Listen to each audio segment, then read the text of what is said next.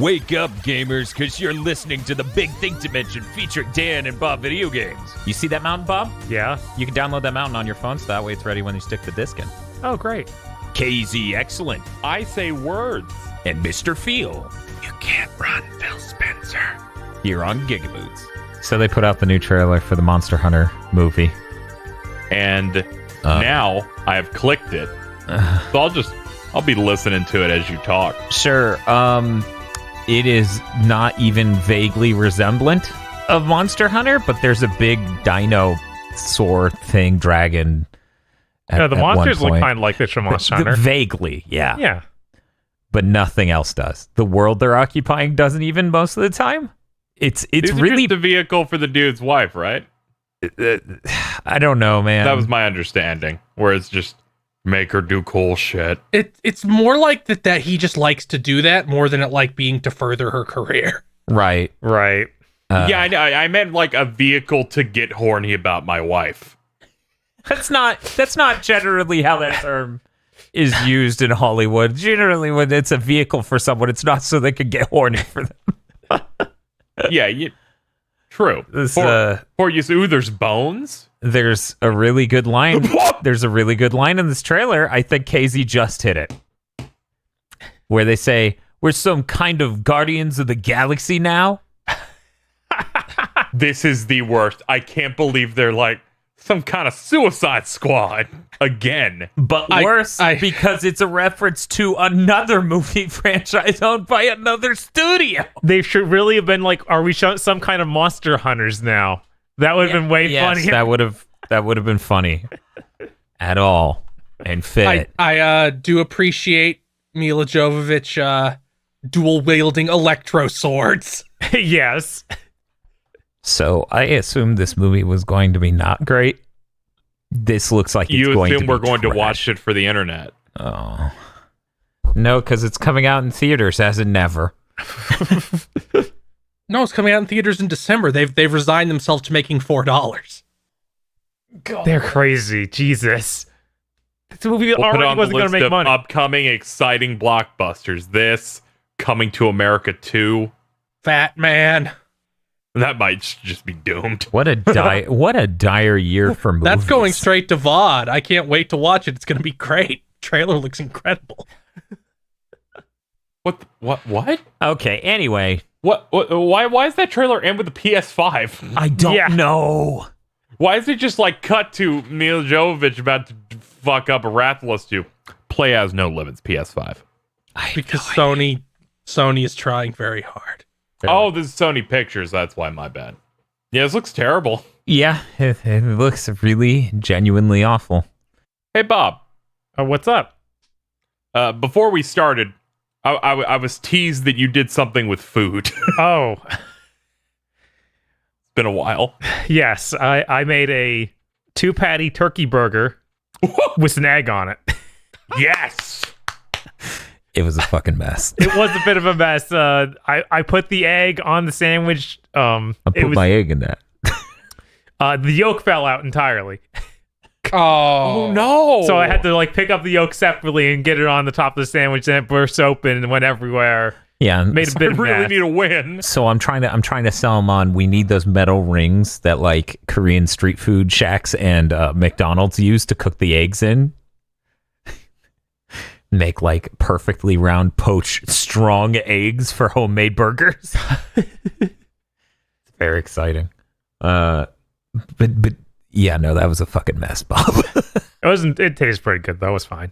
You're like, I don't care. It was tasty. Basically. Put in my mouth. I'm gonna do like what do they call it when you like sleep drive, where you just drive and you forget where you were driving and you arrive somewhere and you go, I don't remember driving here. Mm-hmm. I can't remember the name of that.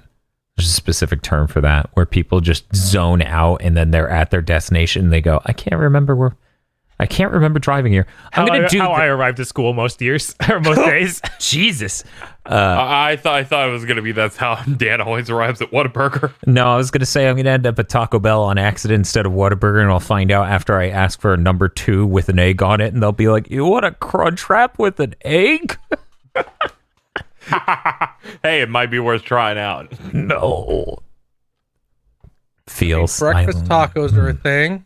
I'm thinking about it, yes. Just put the egg on the side with the nacho cheese, and then you got lettuce and tomatoes and sour cream. Hell yeah. No, this is terrifying. Hey, I'd try it. I'd be like, okay, sure. Yeah. It sounds like you need to be a bit more brave. Sounds like they've upgraded the Taco Bell breakfast menu. I mean, to be fair, yeah, that. I would mean, they be have to. upgraded. They don't sell potatoes anymore, so that thing where it's just a giant hash brown inside has to be gone. No, that's still there. Yeah, they only got rid of like the spicy potato taco. They only got rid of the good potatoes. They left the bad ones. I think they still have potatoes in the breakfast burrito. They're all good potatoes, Bob. Like, not even just the hash brown puck, but the other thing. I think they even have that in the breakfast food, and it's upsetting. Weird. Yeah, it's like, what the hell? Anyway, hey, Bob. What's up? Aside from a 33-hour stream of A Crack in Time, where we got a platinum, yes, and then numerous people showed up at the stream / in the comments / on other parts of our social media or whatever to go, haha, Dan said he streams moderate amounts of time, and I was like, yeah, that was sarcasm, guys. We don't do that. You know we don't do that. That was clearly sarcasm. Yeah, that was. These are the same people that go, you're still going despite being fans for over a year. I mean, to be fair, 33 hours is... They'll do that when you've been going for 12. Yeah. Yeah, they do it when we go for 5. Yeah. I don't remember them doing that for that, but they definitely do it once we get to 10, 14. But 33 was fucking insane. Yeah. It was pretty funny. It was I enjoyed that game. Yeah, it was a fun game. Yeah, it's a good game. Like, it's probably one of the best Ratchet games. I hear the next one's going to make us sad. Oh, the next one we're playing, yeah. Yeah. But I don't know. We're not there. All I know is that game's 5.5 hours straight. So, Bob, we would have to be crazy to not platinum the short one. Right, of course. It'd just be silly. No, you actually wouldn't. I like your Looking forward to, you get mad levels off these trophies. That's true. You get 900 points from platinum. That's a lot. It is. It's a shitload. It's enough to make me even more bitter about the singular trophy I didn't get in Burnout Paradise back in the day, where it's like you and several other dipshits show up at a baseball stadium. Here's your trophy. Anyway. Are the servers down on that? Oh, yeah, they're down. Believe me, I checked. Okay, because I was about to say, you just need to assemble your viewers to create a scenario where you get that done. Like when they were going to cut online services for basketball games, and I follow content creators like, we're doing it. Get everybody in here. It's kind of like, I don't know. They could have solved the whole problem by making the trophy set for Remastered identical, like the same exact trophy set from the original. But they didn't. So... Sorry. They just gave you the ability to get another platinum. They're like, you could get the platinum this time, and I'm like, oh no, not you, not again. But anyway, aside from Crack in Time, which is a really solid Ratchet and Clank game, what have you been playing over the last week, Bob? Well, Steam did their autumn some sort of festival where they had a lot of demos and stuff. Autumn some sort of festival. Saying we some sort of festival? No! Unfortunately, I missed some of those. I downloaded a bunch of the demos, and a couple of them got turned off because the festival ended because we were streamed for 33 hours straight. So I wasn't able to play them before that happened. But I got to try some other ones. There's some really good demos on there. Demon Turf, which is a game we saw during E3, where it's it's a 3D platformer, but it uses 2D characters. So like your main character is 2-dimensional and walking around a 3D environment, and it's like got a sort of demon aesthetic to it. She's like a little demon girl who transforms into a bat. We saw this during E3. It looked like it was going to be a lot of fun, so I got to try that. It is... Yeah, I believe people remember it as the girl who has a lot of attitude. Yes. She has... It's 2D in a 3D environment. A lot of attitude. She has a lot of attitude. E3 people made sure that we knew that. They asked the hard-hitting questions of, hey, I notice she seems to have a lot of attitude. How was the attitude? It was moderate. Oh, okay. Damn. E3's so full of shit. it has a like it gives me Disgaea feelings just because like the whole thing's set in the demon world. You play as a little demon girl who's easily upset. It's a similar aesthetic. Yeah.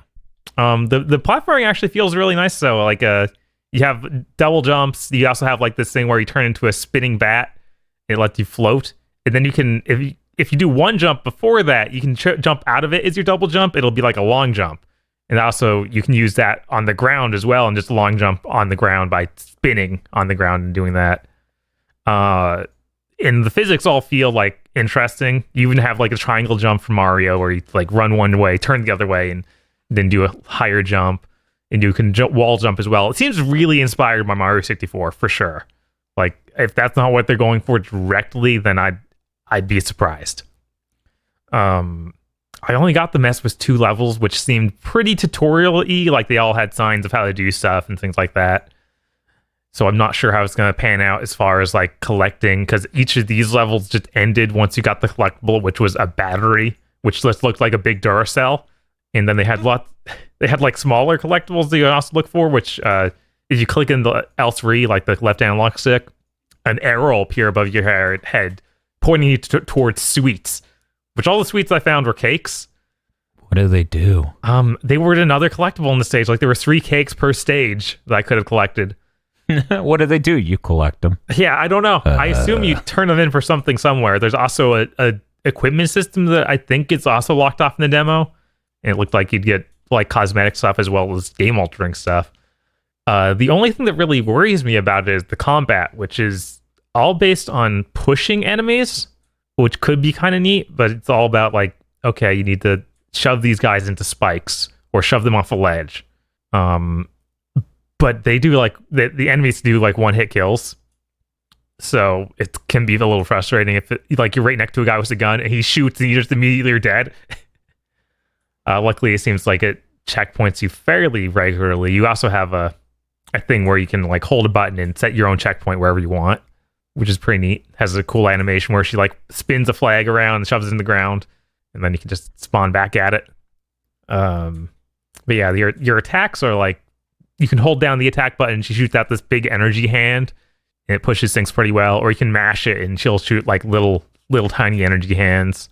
I'm curious how this is gonna pan out, if that's going to become annoying or ask you to do maybe too much. But otherwise, I'm really excited for this. I want to play the full game. It seems like it'll be a lot of fun. And it's the only thing that I could say is a detriment other than that is the voice acting maybe not that great.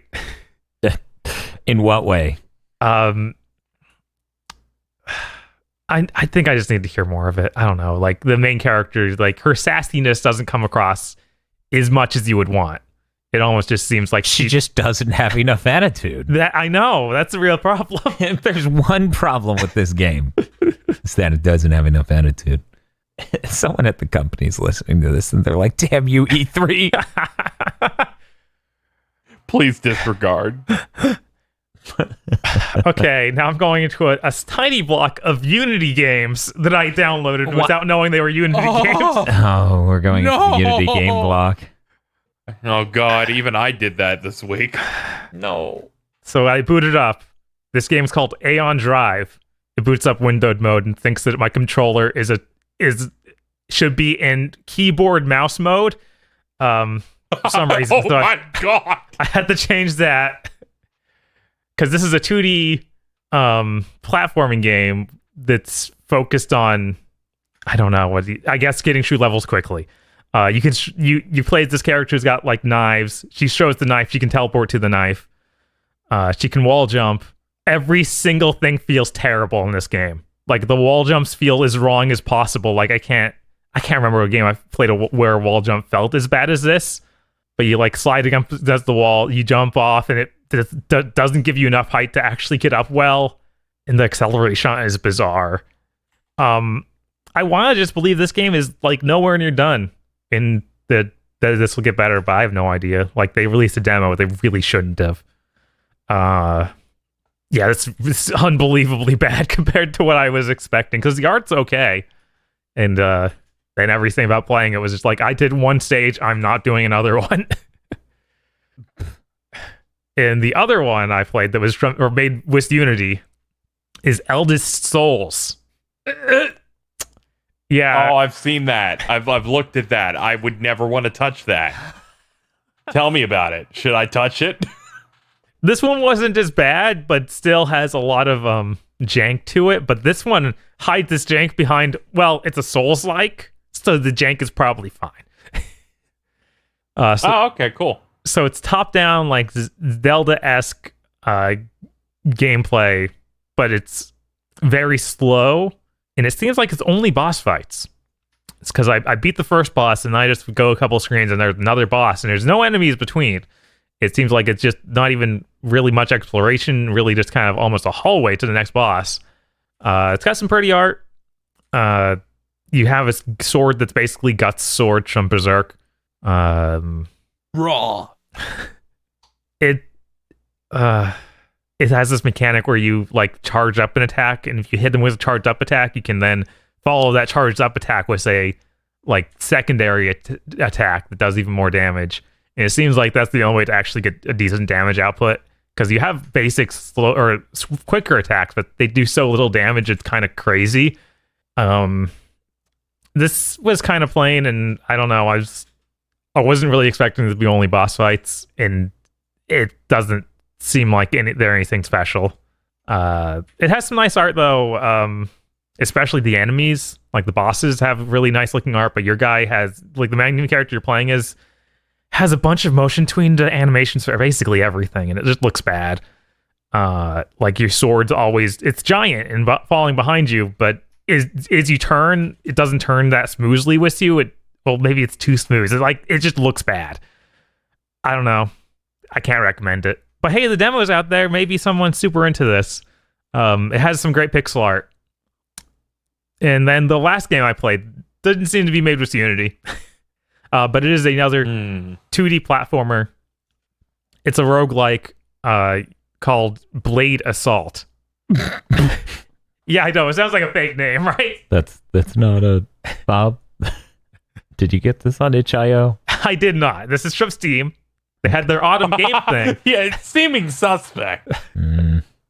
But it's a roguelike. You go, basically, you get a couple different weapons that you choose at the beginning of your journey. You have like a 3-hit attack. And it's a 2D platformer that's focused on being an action sort of thing. Like, it's not, the platform doesn't seem to be a challenge at all. It's all about, okay, you go into this room and there's going to be a bunch of enemies in the room. So it's almost like a beat 'em up in that sense. You have a 3-hit combo with your main attack. You can charge it up and get a different, or you get like an aura, and then you also have like a spinning attack you can do while you have enough MP to do it, which seems like you're getting an MP by hitting enemies. And then as you progress through the stages, you'll find different power-ups that enhance your stuff. So you always have a dash where you can just sort of dodge stuff, but you can say enhance that with an electric attribute, and then becomes a dash that's like electrocutes enemies as you go through them. Or causes a lightning bolt to strike where you were when you dashed. Or then you get fire, and that can turn your normal projectile into a flamethrower instead. And it seems neat. It seems like there's lots of variabilities. The only thing I would worry about with this one is the roguelike mechanics. I can't really tell what I'm earning that I get to use on the next run, because that's like the most important part of a roguelike, to feel like you're making progress and you can get farther because of that. But it doesn't. It could just be so early I don't have that implemented yet, or I'm just not observing it somewhere. Or I didn't get far enough to actually get enough stuff unlocked to make anything available for my next run. Not sure. But this game seems neat. I could see it being better. It's another one that's really nice pixel art. And that's a... Oh, wait, no. I played one more thing. What'd you play? Neo 2 got the update. Oh, shit. What update? The Darkness in the Capital, I think what it's called, which I didn't get to play any new content for that yet, but I did get to try the new weapon, which is a fist weapon. So you have like lots of punching combos and stuff. How raw? Yeah, it is pretty raw. You know the critical attacks where you stagger someone and you attack them with that. Yeah. This one's basically one of those Ip Man punching them 100 times scenes. Yes. So it's really good. They understand what I want. It's also got this interesting mechanic around it where the longer you like keep attacking and doing special moves, like the special moves are say like end the combo with a triangle button or hold triangle button, do a different attack, that sort of move. Like the more of those you get in a row, the stronger they become, which is really neat. But at the same time, like this isn't a game designed where you can really do a lot of those, because a lot of it is, okay, I can only get so many attacks in and have to back off because a lot of things don't stagger. So I'm curious as to how I'm going to be able to take advantage of that in this kind of game. But it's a really neat idea. It has lots of cool effects, and each stance has totally different attacks as usual. I'm really liking them. I'm still leveling them up, but definitely excited to play more with those. And that's it for me. You know, technically we played Tools of Destruction since. Let's not talk about that. The last. Okay. And Quest for Booty, something I also played and wish I fucking hadn't. What a waste of 2 hours. Yeah, that Quest for Booty is so bad. I still think I'd rather play it again than Tools of Destruction ever. That's only because it's short. To the length. No, it's because I didn't spend a third of it dying in 3 hits. Because Jesus Christ, Tools of Destruction is just unhinged levels of, what did you do here? Yeah, you'll just spend 2/3 of it not even seeing an enemy or having a gun. Yep. Sounds like a blast. KZ, What? you need to do more death streams. You're right. There was some weird chaos energy when we came together and did that Last of Us 2 one, in which I feel like my death streams have a better quality to them when I get the rope. And you just kind of turn to dust as I'm just holding a rope, throwing it at the ceiling. That was... Oh man.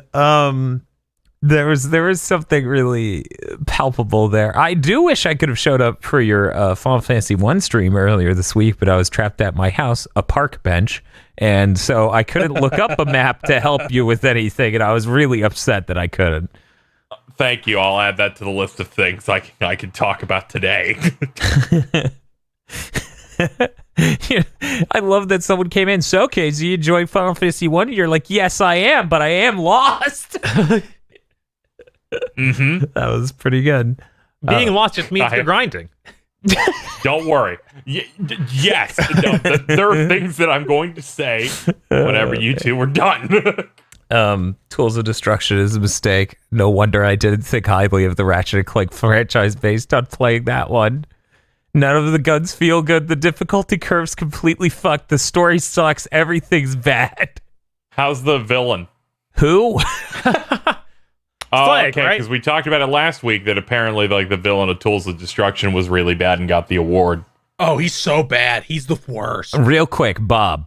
What's the real villain's name? Tachyon. Okay, thank you. Thank you, Death Grips. The only reason he remembers is because of the Death Grips, and the whole stream I kept going, Tachyon! But yeah, the Tachyon's really fucking bad, and I'm terrified that he'll ever come up again. Looking at you into the Nexus. It better not come up in that. Anyway, I was like half asleep when the PS5 reveal started, like for the UI reveal, and I saw the Rift Apart splash screen, and I was like, they're bringing into the Nexus to the PS5. Oh wait, into the asshole. Big nuts. I'm surprised I didn't let me away with that one. I know, weird. I don't think kids would have gotten what an asshole is. So weird they didn't let them call a crack in time clock blockers, but they let them call the next one into the asshole. That would have been so good. Clock blockers. Yeah, clock blockers is really good, and Sony should have let them get away with that. It really sucks that they didn't. Oh well. Anyway, I played some Tony Hawk. 10 million's a really high score to get on a level. I did not do that. I spent a lot of time watching Zeta Gundam this week. That man has a turtle on his chest. He does, in fact. There's a lot of really good stuff going on there. Good writing. No. Good animation. Sometimes. Do you remember that He has- one scene, Bob? Constantly engaging. You remember that one scene, Bob, where it was like a normal space battle, and I can't remember if it was Jared, but no, it was Yazan, wasn't it? He goes to yell, and they gave him an insane amount of frames for animating him screaming. They did that. I think it was Yazan. He has the most frames of animation of anyone in that episode for anything. And they put like 16 frames into just showing his face going, "Now die!" It was pretty good. And then it cuts to fucking Camille, and his face almost looks like Pikachu with the O face. Like the chasm in quality there was palpable, and it was insane. But yeah, we've been chugging some Zeta Gundam, so I didn't have a lot of time for games this week, especially outside of the 33-hour fucking stream of a cracking time. Yeah. So I guess I'm going to say that's all I played this week. And KZ? Yeah. What you been playing this week? I play Final Fantasy 1 on the PlayStation Portable. Oh, that's cool. Someday I'll do that. It's a good version. So that's the version I've never played. I've never played Final Fantasy 1 before. So This is my first crack at it. I think that game is neat and fun. I say this while holding the map of whatever dungeon I'm in. Yes. Get ready for 2. It's 100 times worse. Oh, okay. I'm very excited for it. I made the Big Think crew into my party setup. Dan is the warrior. Bob is the monk. I'm the red mage, and Feel's the white mage because that's all we had left. Yeah, we need to fucking talk about this. When have I ever helped another person? Yeah, here's what happened. These are the classes I wanted. Dan and Bob's made sense, and I'm not being the white mage, and that's how it worked out. I like swords. Whenever the white mage does the casting thing with their hands, when I set up their turn, people are like, let's Feel composing his tweets. So I guess it worked out. In this third battle, Bob died. It was unfortunate, but had to go bring him back. It's tragic. Now, am I insane? Am I remembering wrong? Or does the NES version of Final Fantasy 1 not have MP? You have D&D style so many spells a day. I'm pretty sure it has MP, but I could be wrong. People kept saying a lot of that stuff's just D&D. Yeah, no, that's true. I think 2 is the one where it got weird, where there's only so many spells or something. Yeah, because this was you have tiers where it's once you've leveled up enough, you can get the level 3 spells. So you go to the store and you buy them, and you can only hold 3 of them. Yeah, but that's correct. And the red mage can't get everything because he's a hybrid. Yep, and stuff like that. That's a good game. I actually had Final Fantasy 1 as my first RPG. I still have that copy. Yeah, neat. Yeah, I think it's all right. I hit a dungeon in which I was kept getting lost. I'm like, I don't know where the fuck I'm going, and I'm like, I don't know if I want to do a map. And Chat's like, do a map. Yeah. I'm like, all right. Well, you guys said I should get a map. I look. It's like, oh, the boss is in this room. This room is a giant box with 15 little buildings, and it's like the one in the second row, second from the left. That's the one that has a boss in it. And I was like, I understand now. I'll just pull up a map image every time. I went to the left side in a dungeon, and I was like, every step I'm getting an enemy. And someone's like, that's intentional. That hallway just has Jinn that attack you every one step. And I'm like, well, does it do it when I go backward too? Yes. All right. Well, I guess we have to keep walking forward, doing a battle every one step until I'm out of this hallway. God. But it felt good because I gained 2 levels off it. So it was all according to plan. Aside from that, the music's nice. The little visual stuff they do for the PSP version are nice. There's little particles and stuff. They have shadows from the clouds overhead, and music's nice. So I feel like I picked a good version. Feels neat to unlock movement options in the overworld and just go, all right, I can go here now. Maybe progress is this way, and figuring that out. I got up to the volcano, the Mount Golg part of the game, and stopped. So I'll see how things progress from there. But it's looking all right. It's looking okay. I'm looking forward to Final Fantasy 2. Maybe I'll be one of 2 people in the world who likes that game. maybe. I've never even fucking seen it. I know nothing about that except that it's like the leveling system's stupid. I hope that you just remember that thing I wrote years ago the entire time. Yeah, I know. I can't like it because you said that people who like Final Fantasy II are probably contrarians. I hope you enjoy your party in Final Fantasy II, Casey. Enjoy talking about the Wild Rose. I don't think that's even in that game. Cool. That's the name of the rebel group. What? Oh, that's kind of raw. I don't even remember this. I remember going through that Rose Rebellion. I remember going through that whole game being like, okay, where's the rose? He talks about the rose in Dissidia. I guess I need to play Final Fantasy II again. My plan is to play through it. I'm just gonna keep on plugging away at these. Oh yeah, I played a Unity game this week. So that was pretty fun. It was the Kingdom Hearts demo that came out for Melody of Memory. That runs. Yes. Despite the fact that they brought in all the old assets and made some new assets, they put all that into Unity because that's just what that team does for the Fiat rhythms and stuff, I guess. Oh, here I was going to ask you if this was Tokyo RPG Factory's doing. Yeah, that's what I wanted to know. No, this is Indie Zero.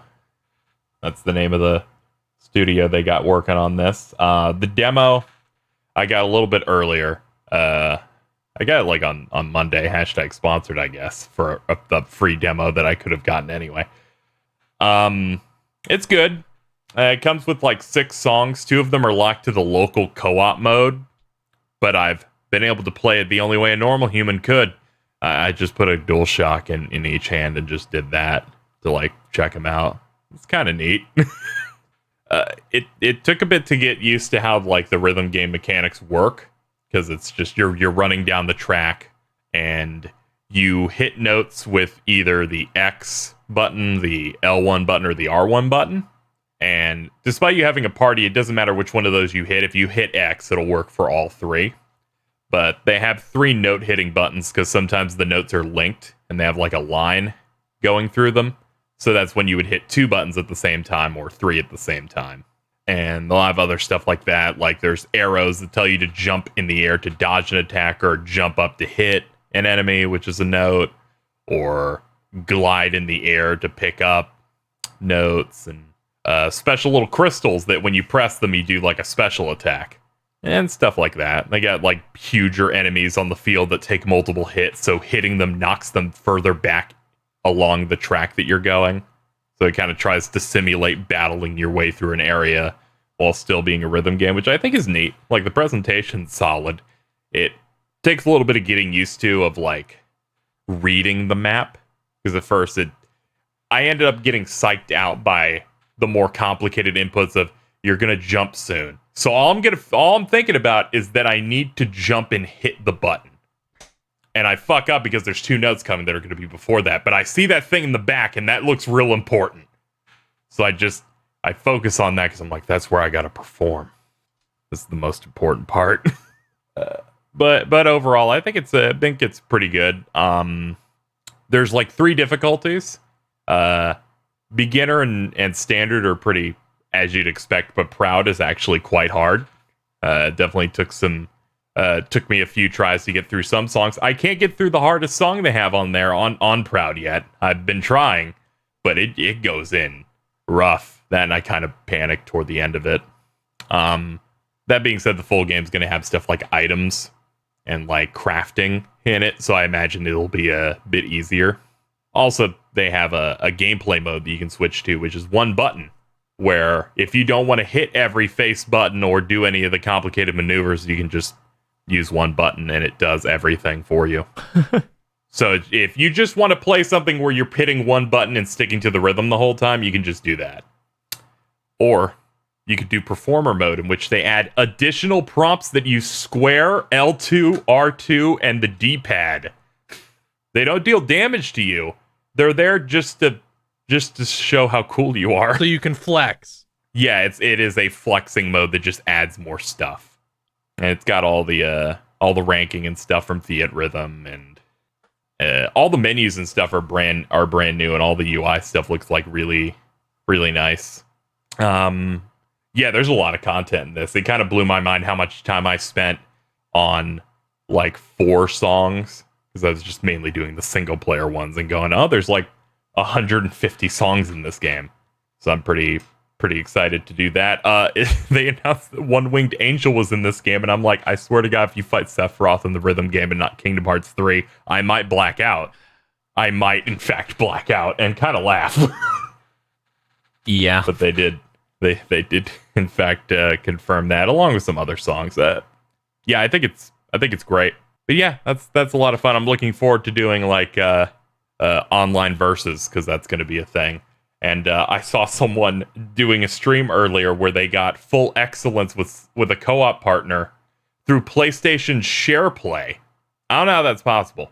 I don't know how that person got another person to connect to their PS4 online and account for lag and somehow get all excellence on a song. But apparently that's possible. I might do a stream of that with someone at some point because it seems funny. But yeah, that's it for me. So will the full game have like real online multiplayer? Yeah, it's gonna have versus. Okay. I don't know if it'll have co-op or not, but it has like the multiplayer, and I don't know what all options it has. It has some of that like sabotage shit. It's always bad. Sabotage? Yes. Shit. It's like you use a resource to fucking cause problems for the other person. Oh, okay. Where it's like, oh no, when you hit the enemies now fly onto your screen or shit like that. Yeah, that's a rhythm game multiplayer thing that happens. Yeah. Only here it's just Chirithy saying shit's about to get fucked up. It's coming. Watch out. If somehow the voice actor for Chirithy listens to this, please just record yourself saying that. Please do. Big fan. You were great in Digimon. But yeah, that's it. That's it for me. I'm real excited for this now that I actually have an idea of how the gameplay actually plays, instead of just going, yeah, they're hitting stuff. Also, it's hard for me, so I feel like I'll get more out of it, because I've seen some people who are down on it because they're really good. They're like, it's not hard enough. It's not stimulating my brain. So when's the full game come out? It's coming out a day after the PS5 launch. Oh, there we go. We can just get Vox, who got a PS5 because of her stream gold, to check out this. She enjoyed her time with Kingdom Hearts 2. Oh my god. Well, wonderful. This is a way to experience every single game. You go through the entire story through the power of music. There you go. Yeah, they got multiple different playable character teams and stuff. This is great. Pretty cool. Mm-hmm. I wish it came out literally any other day. I was so excited when you asked the date. I'm like, I'm holding a live grenade. Right? No, that just dooms it. It's like, oh, well, maybe in January. Yeah. But that's glad you're enjoying the demo. It's fine. It'll work fine on PS5. Yes. Go on. Many things will work fine on PS5. Like, I'm too busy playing Destruction All-Stars. Yes. Dan's like I have to get this achievement with Angela where I set fire to 4 crosses on lawns. I'm gonna be. I mean, I could at least I could sympathize with Bob, as we established through Twitter. He hates Kingdom Hearts. That's Bob, lifelong hater. That's me. How many games do you own, you hater? Yeah, I can't believe you hate bot like that. That's crazy. That's like Dan with the Xbox. No, that's not like Dan with the Xbox. Well, I guess it is, because neither. Whatever. Anyway, damn it! You made me fucking forget what I was legitimately gonna say. Oh yeah, I'm gonna be 10 hours. My worst fear. Okay, I'm 10 hours into a Destruction All-Star stream. Casey pops in. He goes, "Hey Dan, how's it going?" And I go, "I don't know." And he's like, "Well, what's the game like?" And I go, "I don't know." Oh God! And my eyes are hollowed out. I'm bouncing between stuff, I'm doing some Kingdom Hearts rhythm stuff, playing Kingdom Hearts 3 at 60 FPS. So many things are happening on my next gen lifestyle. Yeah. No, we got 23 games for launch day. Very excited for That's Angelo. a joke. I'll just be slurping Demon Souls. Our Demon Souls spoiler cast, we're going to record 2 days after the PS5 launches. I mean, if the gods are willing, I will have finished the fucking rhythm game before the PS5 is out. I'm like, they gave me the demo early. There's hope. I can knock it out before the storm. Yeah, that would be ideal. For it to not be right then and right there. It sure would be cool for 1 week earlier, wouldn't it? Yes. Oh. Anyway, it'd be one less game I'd play that week. That drops it down to 11. Hey, Phil. Yeah. What have you been playing? I played more. I almost said Destruction All Stars. Yeah, right. That's not even out. What's it feel? I don't know. I played Genshin Impact. That's it. Oh my god. Oh. That's cool. How was Genshin Impact, sweetie? I have a problem. Did you get any good characters? Talk about it. No, I'm saving everything because the banner is going to change in like 4 days. Oh no, I need to start playing a lot to get money to throw it. Shit, I gotta fucking start playing. I would just wait until the PS5 is out because the loading and performance. Yeah, the performance is rough. I was doing the co-op event, and I climbed a tree, and then everybody dumps their super at once. Oh no. And it goes down to like 3 frames a second because one of the person was using the wind twink that everybody keeps posting on Twitter, and his super is just I make a giant vortex of wind and it absorbs any other elements and starts dealing those elements to everything in them too. So it's a giant tornado of fire and electricity and ice. And the frame rate's 3 seconds long. Oh no! I do need to install that game just so I can get those dailies. That's important. I'm curious how bad it is on original PlayStation 4. Oh, I bet it's bad. You have to now. I don't know what resolution it runs out on Pro. I'm actually curious. It's definitely above 1080p. It's got to be 1440 or a complete mistake and it's 4K. Yeah, that game looks too good for 1080. Yeah. I can tell from across the room, you fucking haters. So it's probably like 1080 30 on PS4. If even. Oh, it's gonna be 900p. Yeah, I need to start getting dailies in that. You know, just pop in and do that. Get it ready for the PS5 where it can run well. I'll have plenty of space because I'm going to buy a 4 terabyte SSD. That's right. I'm cashing in all of my Bitcoins in Nazi gold. That's good. You're like, they said it could run fine on the PS5. Turns out it wouldn't. Yeah, I have no idea. Like, maybe they just coded things incredibly wrong. I think that's everybody, so, You just want to call it? We just end the podcast here? No, okay. We have to at least do the Pod Lords. The Pod Lords! Oh shit, those Pod Lords. Let's do it. One of them openly threatened me on Twitter this evening. Personally, I go to church and call them the God Lords. I was just like, I'm having a great day. Someone's like, time to prep my name. If they all bought Skyrim, they'd be the Todd Lords. Oh god, it's too much.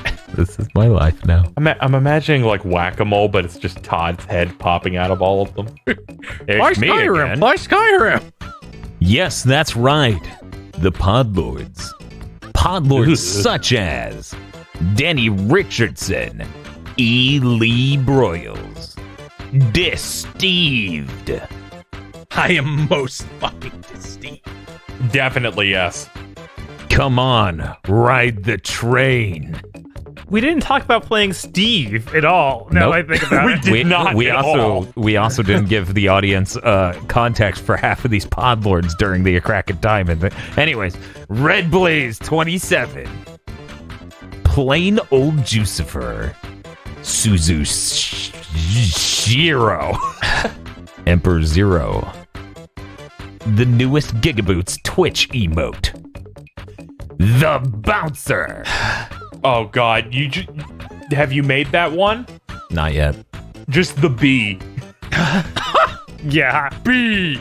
It's been so long since I last have seen my raw son lost to this monster, to the man behind the Kino slaughter. What? Oh, this is a really bad Five Nights at Freddy's joke. Wow. Because that has the purple guy, and I think the purple guy like killed kids and their ghosts went inside the animatronics. I believe that's what the plot of those games actually is. That sure sounds like Five Nights. I guess one of us will have to buy the PS4 collection that has the first 5 games and find out. That's you. Find out what the Bite of 87 really is. I'm not fucking ever playing those. Fuck that. Neither am I. Neither am I. A very good GIF. No! That is a fucking stupendous GIF, I have you know. Podlord bit was so good that the Secret Service asked me about it. Who is it on the right? Is it the dude from Stargate? Oh, I was looking at a distance, so it kind of looked like Marcus from Detroit. No, it does look a little bit like him, but no. I just say the dude from Stargate because I see like a forehead emblem almost. If I were Bob, I would simply kill KZ for calling me Huey in the last podcast. That's My fair. apologies for that. Also, I was wrong. I called you Dewey. Yeah. Now I'm just the imagining. light. He is the storm that is approaching. Why does it match so well?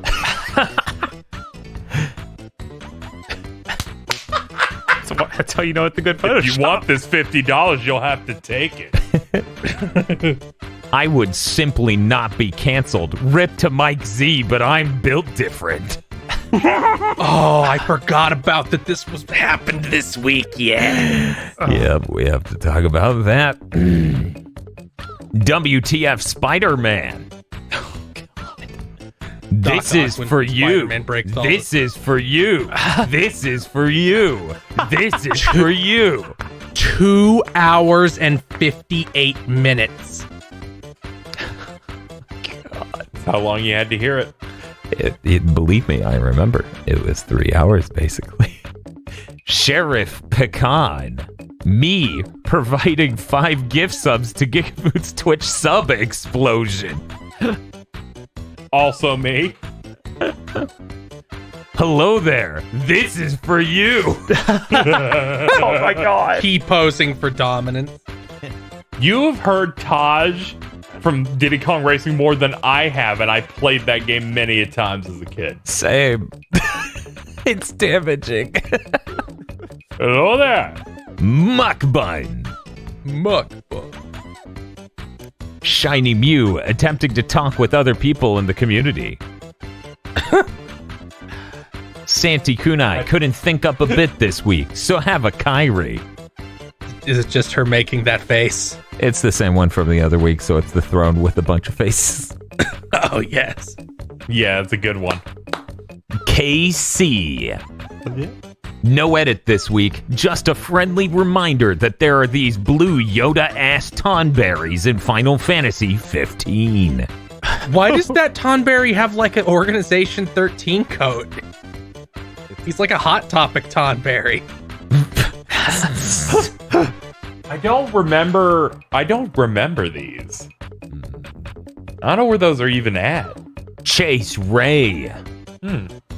Devil Summoner Raidoku's the Noha versus Digital Devil Saga Switch Edition. One day, man. Keep Dude, on going. I'm gonna be honest, this might be one of my favorite podlords because they are the rock. They are unyielding. They do not Yeah, move. I know. I hate it. I hate it because I've told them to stop, but they won't. Podlords have told them to stop. They won't. I'm starting to get on their side. Count Von Admar asks the GB Discord to stop being horny feral animals for 1 week. Parentheses, Dan, don't use this as my October executive producer name, please.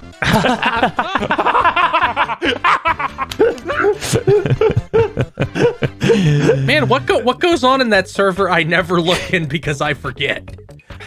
Sometimes some stuff comes out and people get excited. That's it. That's all. It's fine. It's not that rampant. That's fine. I'll just look at my Twitter likes to go waka waka. Waka waka. Skyfire Hero couldn't pre-order a PS5, so wish me luck on launch day. Good luck. Good luck. Rip and tear until it is done. Kyle Bjork. KZ, why do you sound like a startled chicken sometimes? Apple Gothic, aka the one who likes birds a bit too much. I feel like this might tie into Count Von Admar, but I don't know. Zilter. Uh-oh. Hello there. This is for you. Look at that. Jesus. You guys are gonna have to give me a second. My computer had a seizure and closed fucking Patreon. Don't worry about it. We can fill time.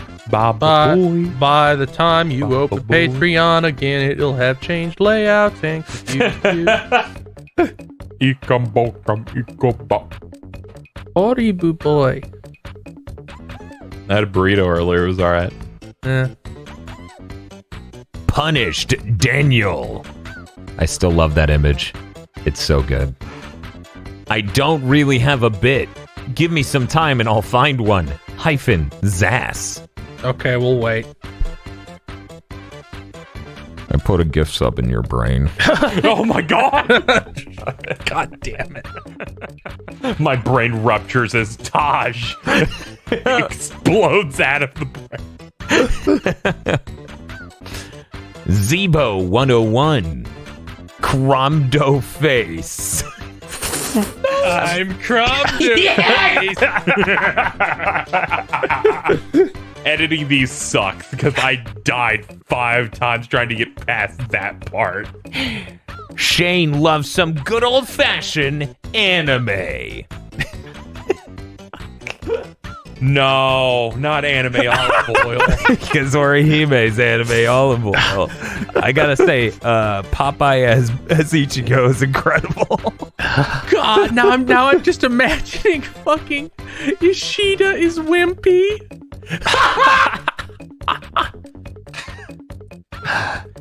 Hold on. Before you continue, I might be blacking out, but apparently in the 6th episode of Bleach, there was a scene in which Orihime ate an entire loaf of bread. Yes. I don't remember this at all. Oh, yeah, we great. brought it up. It was really great. I blacked out during that era, I guess, because I don't remember her eating an entire loaf of bread. Oh, that's really good. In fact, I'm pretty sure it's posted on this Discord somewhere. It's a key part of her character. I don't know how you missed it. No, Just the idea that it's uncut. Yeah. Just, 100%. Craig Goss. I had a dream that the ambassador I report to at Amazon is from an Amazon Game Studios sim game player. I blanked out at that arm. Guys, I think our podlord had a seizure. Yes. This is like when I'm tired and I tweet at people using the voice to text.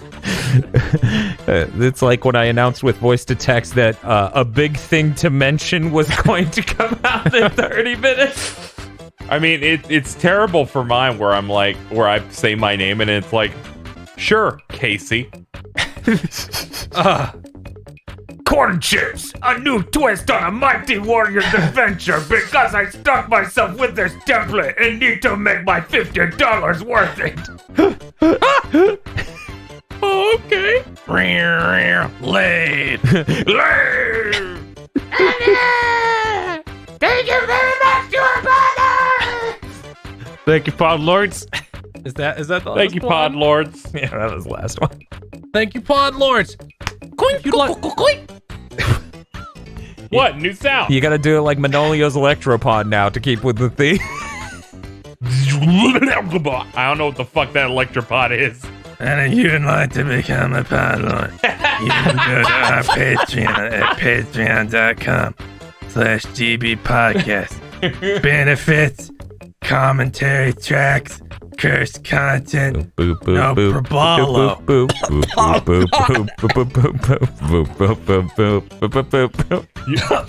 Are you okay? No, that voice is really hard to do. Incredibly. You get benefits like cursed content, commentary tracks, cursed content by committee, monthly exclusive show, extended armchair dev pitching, and other benefits like early access to our anime podcast, Chugging Bleach and Mondo Cool. That's patreon.com/GBpodcast. It's over! Time for news! We got breaking news. The most important news of the episode. Oh no. The most unbelievably important news. The final Evangelion film, Evangelion 3.0 plus 1.0, comes out January 23rd, 2021. That's correct. I'm so sad that fucking shit was a mistranslation of like, the new Evangelion film is 6 hours long. And I'm like, oh man, that sounds like a nightmare. I wish it was real. Yeah. I think we should open with this real quick because it's a quickie. Phil? Yes. I'm going to ask you, how many viewers do you think Crucible's got right now? Well, I'm gonna check. All right, sure. Dan and Bob guess since he's checking. I'm gonna guess 0. Yeah, probably 0. Maybe like 3 if there's a glitch. 9. There is one person streaming it right now. And they have 9 viewers. Yep. Man, I wonder what happened to that game. Anybody know? Well, I can't believe it got unbirthed. So the background, of course, is that they put out Crucible. It was bad. We all of us but played it. It was a nightmare. It crashed. I couldn't even see the bad tutorial. Then they're like, we're throwing it backwards into beta. And then on a Friday at the end of business to hide it, I guess, they're like, it's over. We're canceling it entirely. So is this only the second game Amazon's done this exact thing to? Yes. Yes, because third would be New World coming up. Oh, don't worry. I'm sure New World will save Amazon Game Studios. The fact that we talked about Amazon Game Studios for an extended period last week, and then the day after we record it, they go, yeah, they just killed this fucking Amazon game. Let's find a reason to talk about Stadia for 10 minutes and see if fucking God takes our bet. Please. Could you imagine? Like they're sitting there and making a new streaming platform for games, and they have canceled every game they began development on. Yeah, this is the worst track record maybe any game company has ever had. They're making Microsoft look great. Takes a lot. Well, is this why Microsoft said they were their competition? So it's like they're winning. It's like when your older brother is a drug addict and you're just rubbing your hands together like, yes, now I'm the golden child. Yeah. I haven't held a job in 3 years, but I look great compared to him. I don't have meth face, so I'm doing pretty good. I'm meth face. No! Custom skin for Angelo.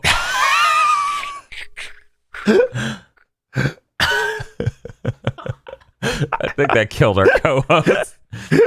I don't want to be here. Keep going. Well, KZ doesn't Angelo feel comfortable shoots in the up big... and then does that pose.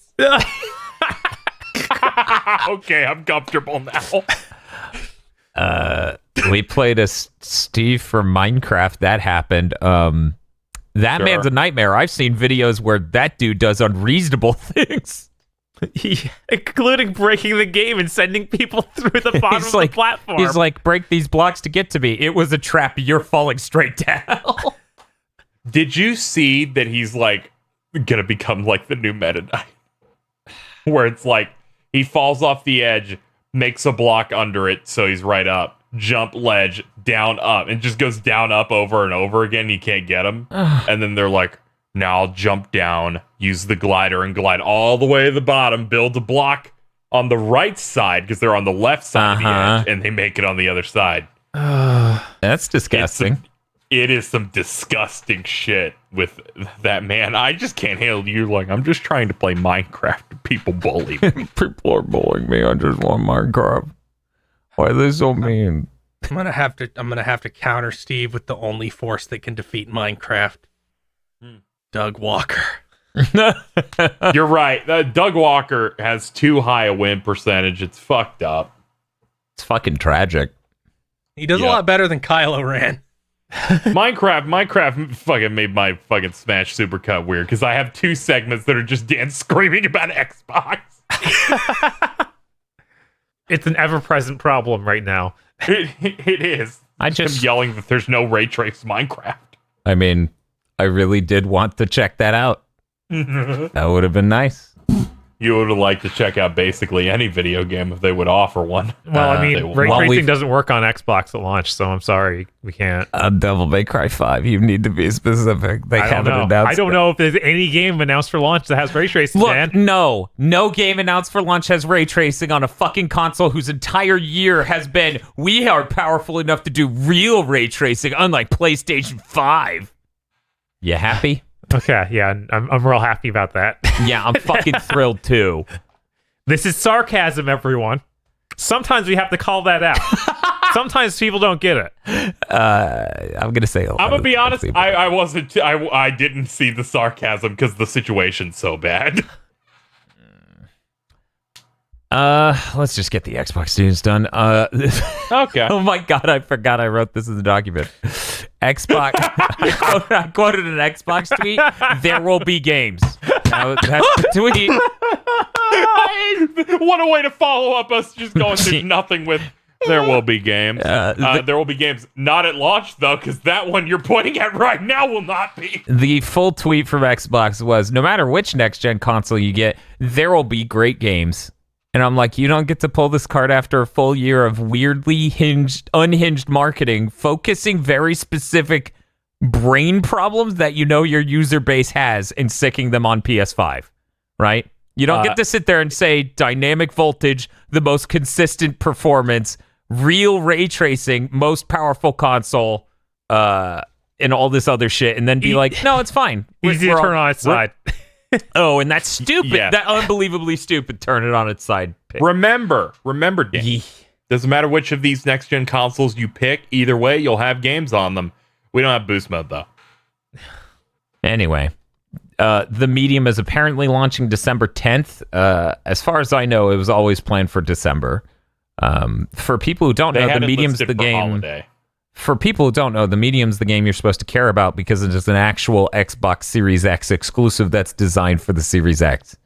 Could you tell me some of the next-gen features they have for that game? They can render 2 render fields at once, and it's kind of neat. That's the Silent Hill-inspired game for people who don't know what the Medium is. Because they have the composer for Silent Hill on that, too. Akira Yamaoka, so. Yeah. Yeah, I'll never forget that game. Just, you have any next gen features you want to talk about your game? No.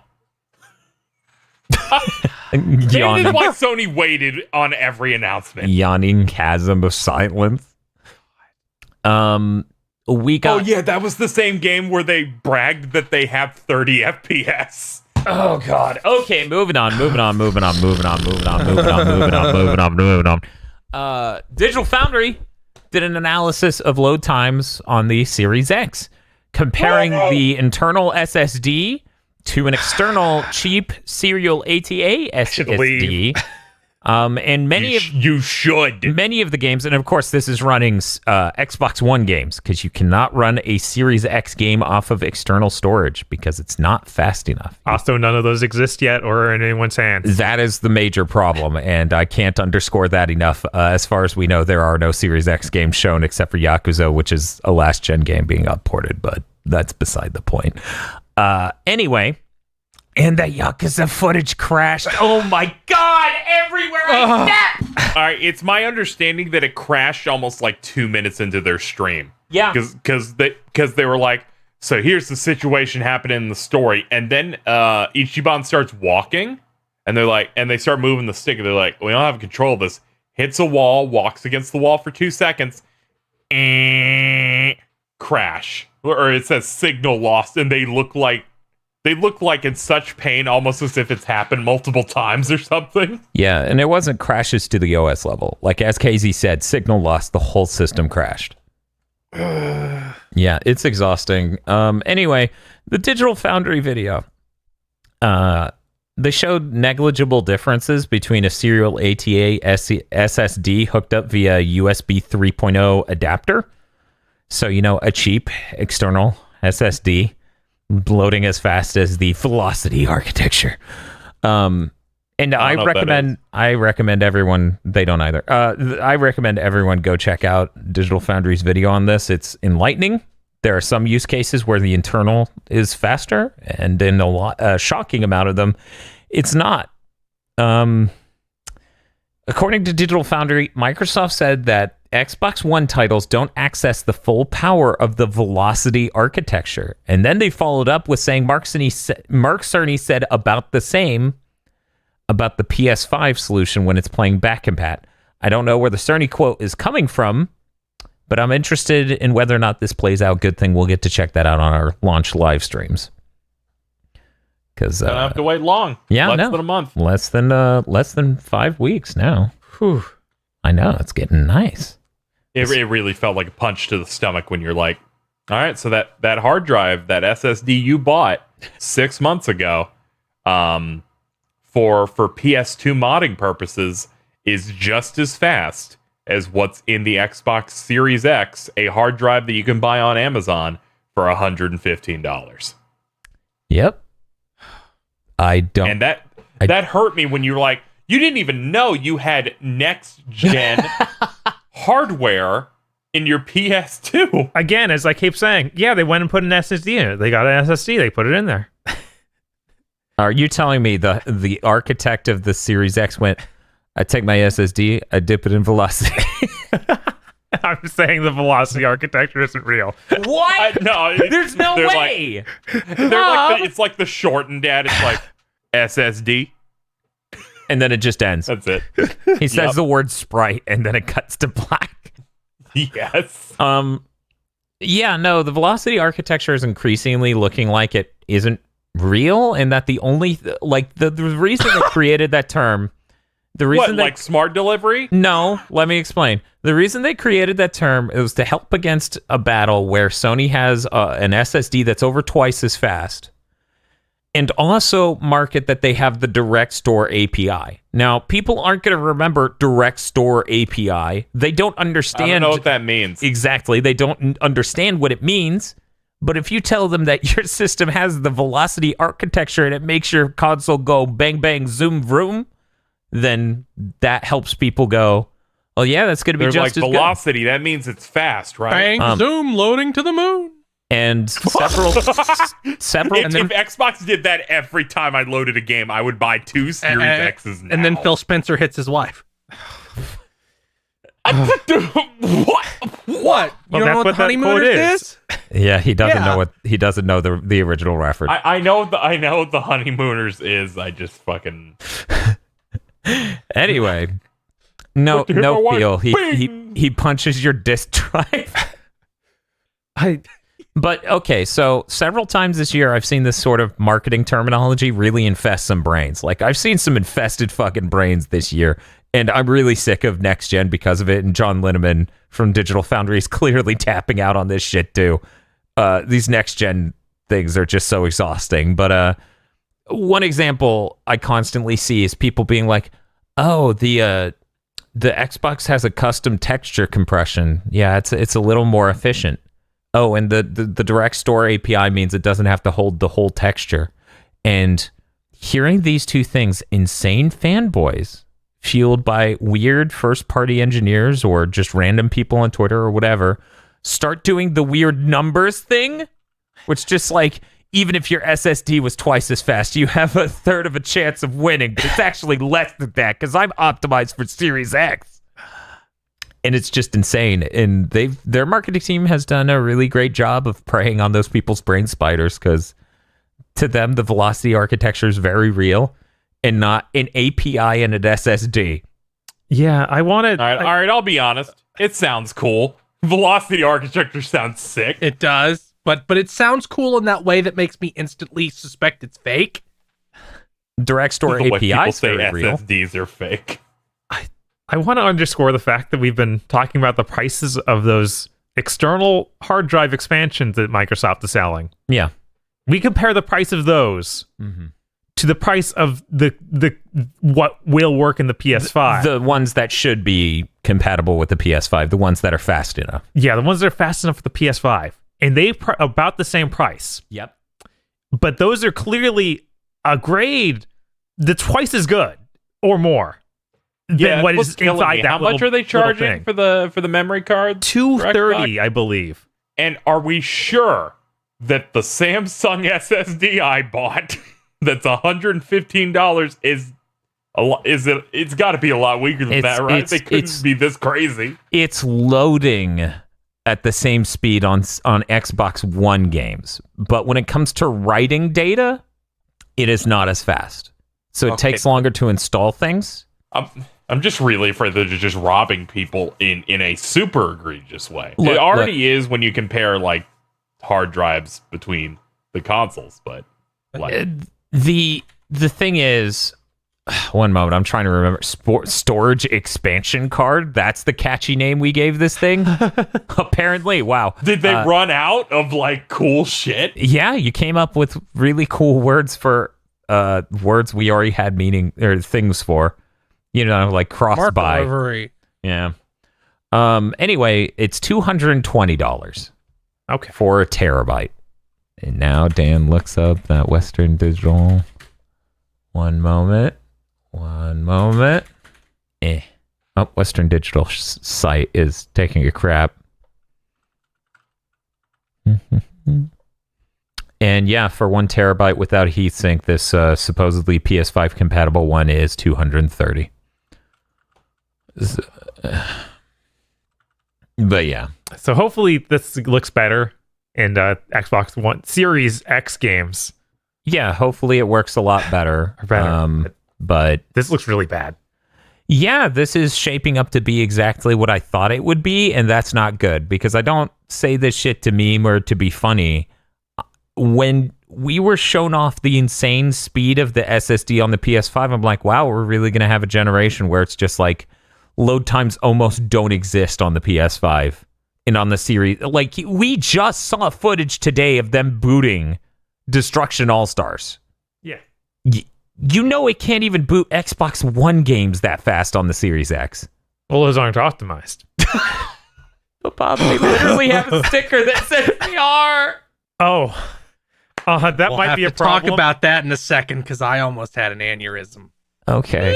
Well, we're moving into the last bit of Xbox news before we get to PS5. I just wanted to say, on one hand, it's really neat that there's a cheap external solution that's effectively as good as the internal, because then you don't have to worry about wasting your space. On the other hand, that storage expansion is so expensive. I would like to think that the internal SSD and that storage expansion SSD should be so drastically faster than an external hard drive via USB, because there's overhead there from the USB conversion and everything else that should be slowing that down in comparison. Right.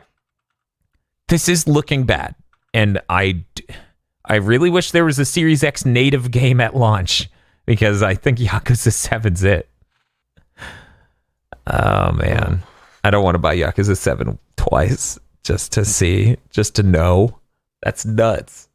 Anyway, moving on to the next bit of news, there will be 30, quote, optimized for Series X/S games at launch. This includes explicitly next-gen titles. What the fuck does this label mean? Who wrote that? I did, because I looked at of course, the Verge feels energy all over it. The Verge posted a list, and it's like, Devil May Cry 5 Special Edition is optimized for Series S Next. I'm like, it's a fucking next-gen game!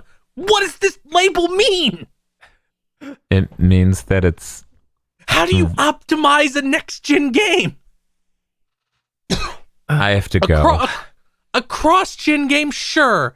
That makes sense. Every game for next gen is optimized for it. So, we should really highlight that. Then why isn't fucking every single game? Just why even have a label? I don't know. They don't know either. Oh, can I see this Verge list? Yes. And at first I thought, okay, they mean Devil May Cry 5. They don't mean Special Edition, but they've updated this article twice and have not corrected it. Oh, this is written by Tom Warren. Oh no. You should have looked at the author to see the evil lizard that posted this. And honestly, I went to Games Radar and looked at their list, and it's even more baffling because it includes shit like Halo Infinite, which I guess makes sense, it's cross-gen, but then Fable 4 and the Everwilds and Scar and all this stuff that's only next-gen and will come out in years. Yeah. It's like, what does this list mean? So what are the actual Series X exclusives of this list? Because that's what I'm interested in. Like, Bright Memory, I guess. Oh god, it's literally called Bright Memory 1.0. Oh man. I mean, Devil May Cry 5 Special Edition. That's one true. That's giving me a stroke because it's an extra title. Yes. So I didn't understand what does the fucking name mean. That's fair. This naming scheme, this optimized for Series X label is really stupid, and I don't want to think about it anymore. Am I having a stroke, or is War Thunder really old? That's really old. That's a free-to-play game that's been out for like a decade or something. Yeah, okay. That's exactly what I thought it was. Yeah, it's been out for 8 years. It's optimized for Series X. Oh. Whatever that means. Jesus Christ. Cool. We can read this list. I'd rather not, though. Yeah, let's not. I'd rather not. Like, what are you doing to me? Yeah, I've never heard of Cuisine Royale, but I get that it sounds like Casino Royale. I think that's... Oh, okay. Earlier, someone posted this IGN list of them, and I was like kind of losing it because there were games I didn't recognize at all, like Enlisted, King, Oddball, Evergate. Yeah, there's a lot of that in here. See, at least on the IGN version, it just says launch lineup. It doesn't say optimized for Series X. Right. Fuck you, Tom Warren. Also, I really like that the IGN graphic divides it into games that are actually Series X games versus games that are smart delivery games, as in basically last-gen titles, but you get a next-gen version of it. Like, I appreciate that, because then we can look at the top 8 games there and go, wow, there are 8 games. Yeah, I've never heard of Enlisted. I just keep staring at it. I'm like, I should search it up. No, just don't even worry about it. I'll have plenty of time to look at Enlisted as I prepare to check out on launch day. Let's get back to other news. I heard Sony had cool shit to show today. Can you give us... Actually, we had a whole week of cool Sony shit. Hey, KZ. Yeah, the day after we recorded, we immediately got shot. Yeah, that sounds like Sony. Finally, it has happened. They've given us backwards compatibility info, and of PS4 games, only 10 don't work. That's too many. We should have read that full list. I'm gonna pull it up real quick. I'll go. Yeah, you go pull it up. But yeah, they're like, stuff will work. Some things will get boosts. Games that have uncapped frame rates will receive a boost. Incompatible games with the PS5 that are PS4 games. Are you guys ready? Yes. Afro Samurai 2 Revenge of Kuma Volume 1. What a loss. Didn't that thing shit its pants in an insane way and it's just gone forever? It's not. It wasn't a shipped game. I have no idea how it was even allowed on the the PlayStation Store. It just is not a functioning game. DWVR Hitman Go Definitive Edition. God. Joe's Diner. Just Deal Poor with it. Joe. Robinson The Journey. That's a VR game. Oh, okay. Shadow Complex Remastered. This is the only game I'm sad about. That's right? the weird one. That's Yeah. the only weird one. Shadwend.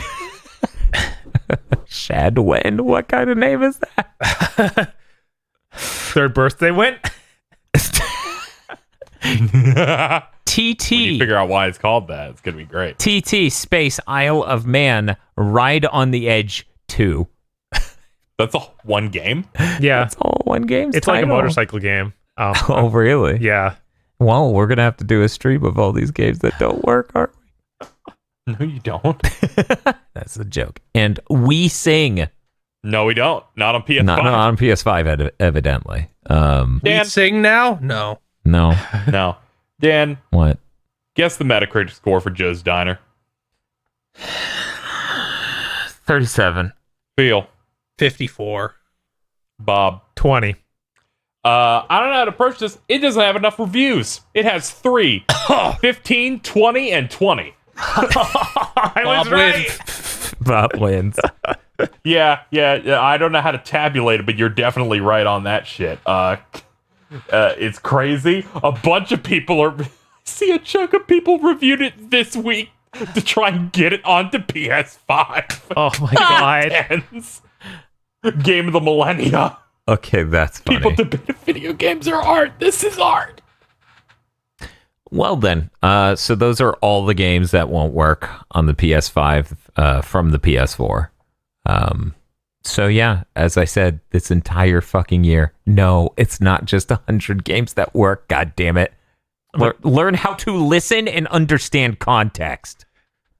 The phrasing on how they'll be boosted is a little weird. Of like certain games will receive enhancements. I have it written here. Select PS4 titles will see increased loading speeds on the PS5 console and will also leverage Game Boost, offering improved or more stable frame rates. So it sounds like not every game's getting boosted mode, which we already suspected, but now it sounds like with that phrasing, maybe not even most.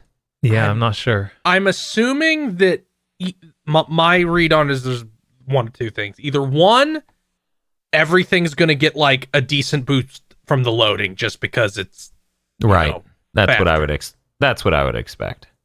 But some things will get like the PS5 tier instantaneous loading. I mean, or it's just like, well, or this is just like weird like almost legal speak where it's like, well, if it doesn't have an unlocked frame rate, it's not fucking getting boosted now, is it? that's true. But I mean, they have the different compatibility modes for a reason. You know, the PS5 is able to operate in a PS4 Pro mode and a PS4 base mode for a reason. And it's so that way it can be compatible with everything. The hope is that Sony lets us opt into boosting everything because fuck you, if the game breaks, that's my problem. Hopefully they allow that, or at least such a drastic majority of games have boost mode on that it's not a problem. We'll see. Once again, look forward to the launch live stream. I wrote underneath this, Series X will likely have a better back compat overall is my current outlook, which has been the case all year. The Series X is a great back compat box. Now, great back compat box. Now, if they could stop shitting their pants in literally every other way, that'd be great.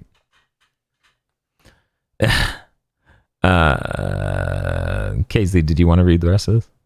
Oh, sure. So you'll be able to transfer your games and saves from your PS4 to PS5 by either Wi-Fi or LAN cable, which they did that for PS4 and PS4 Pro, where you would like connect them via like a LAN cable, and then it would just shoot all your like digital games and saves over there.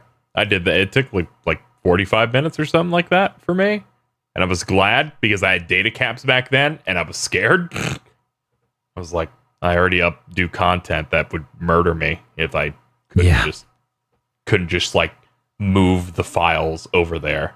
So what I'm gonna do, like the day before launch, I'm like, the essential games will be the only ones that just exist on this console, just in case. And then we do our big moving day, where I move all these critical games over there, and then we're set to go.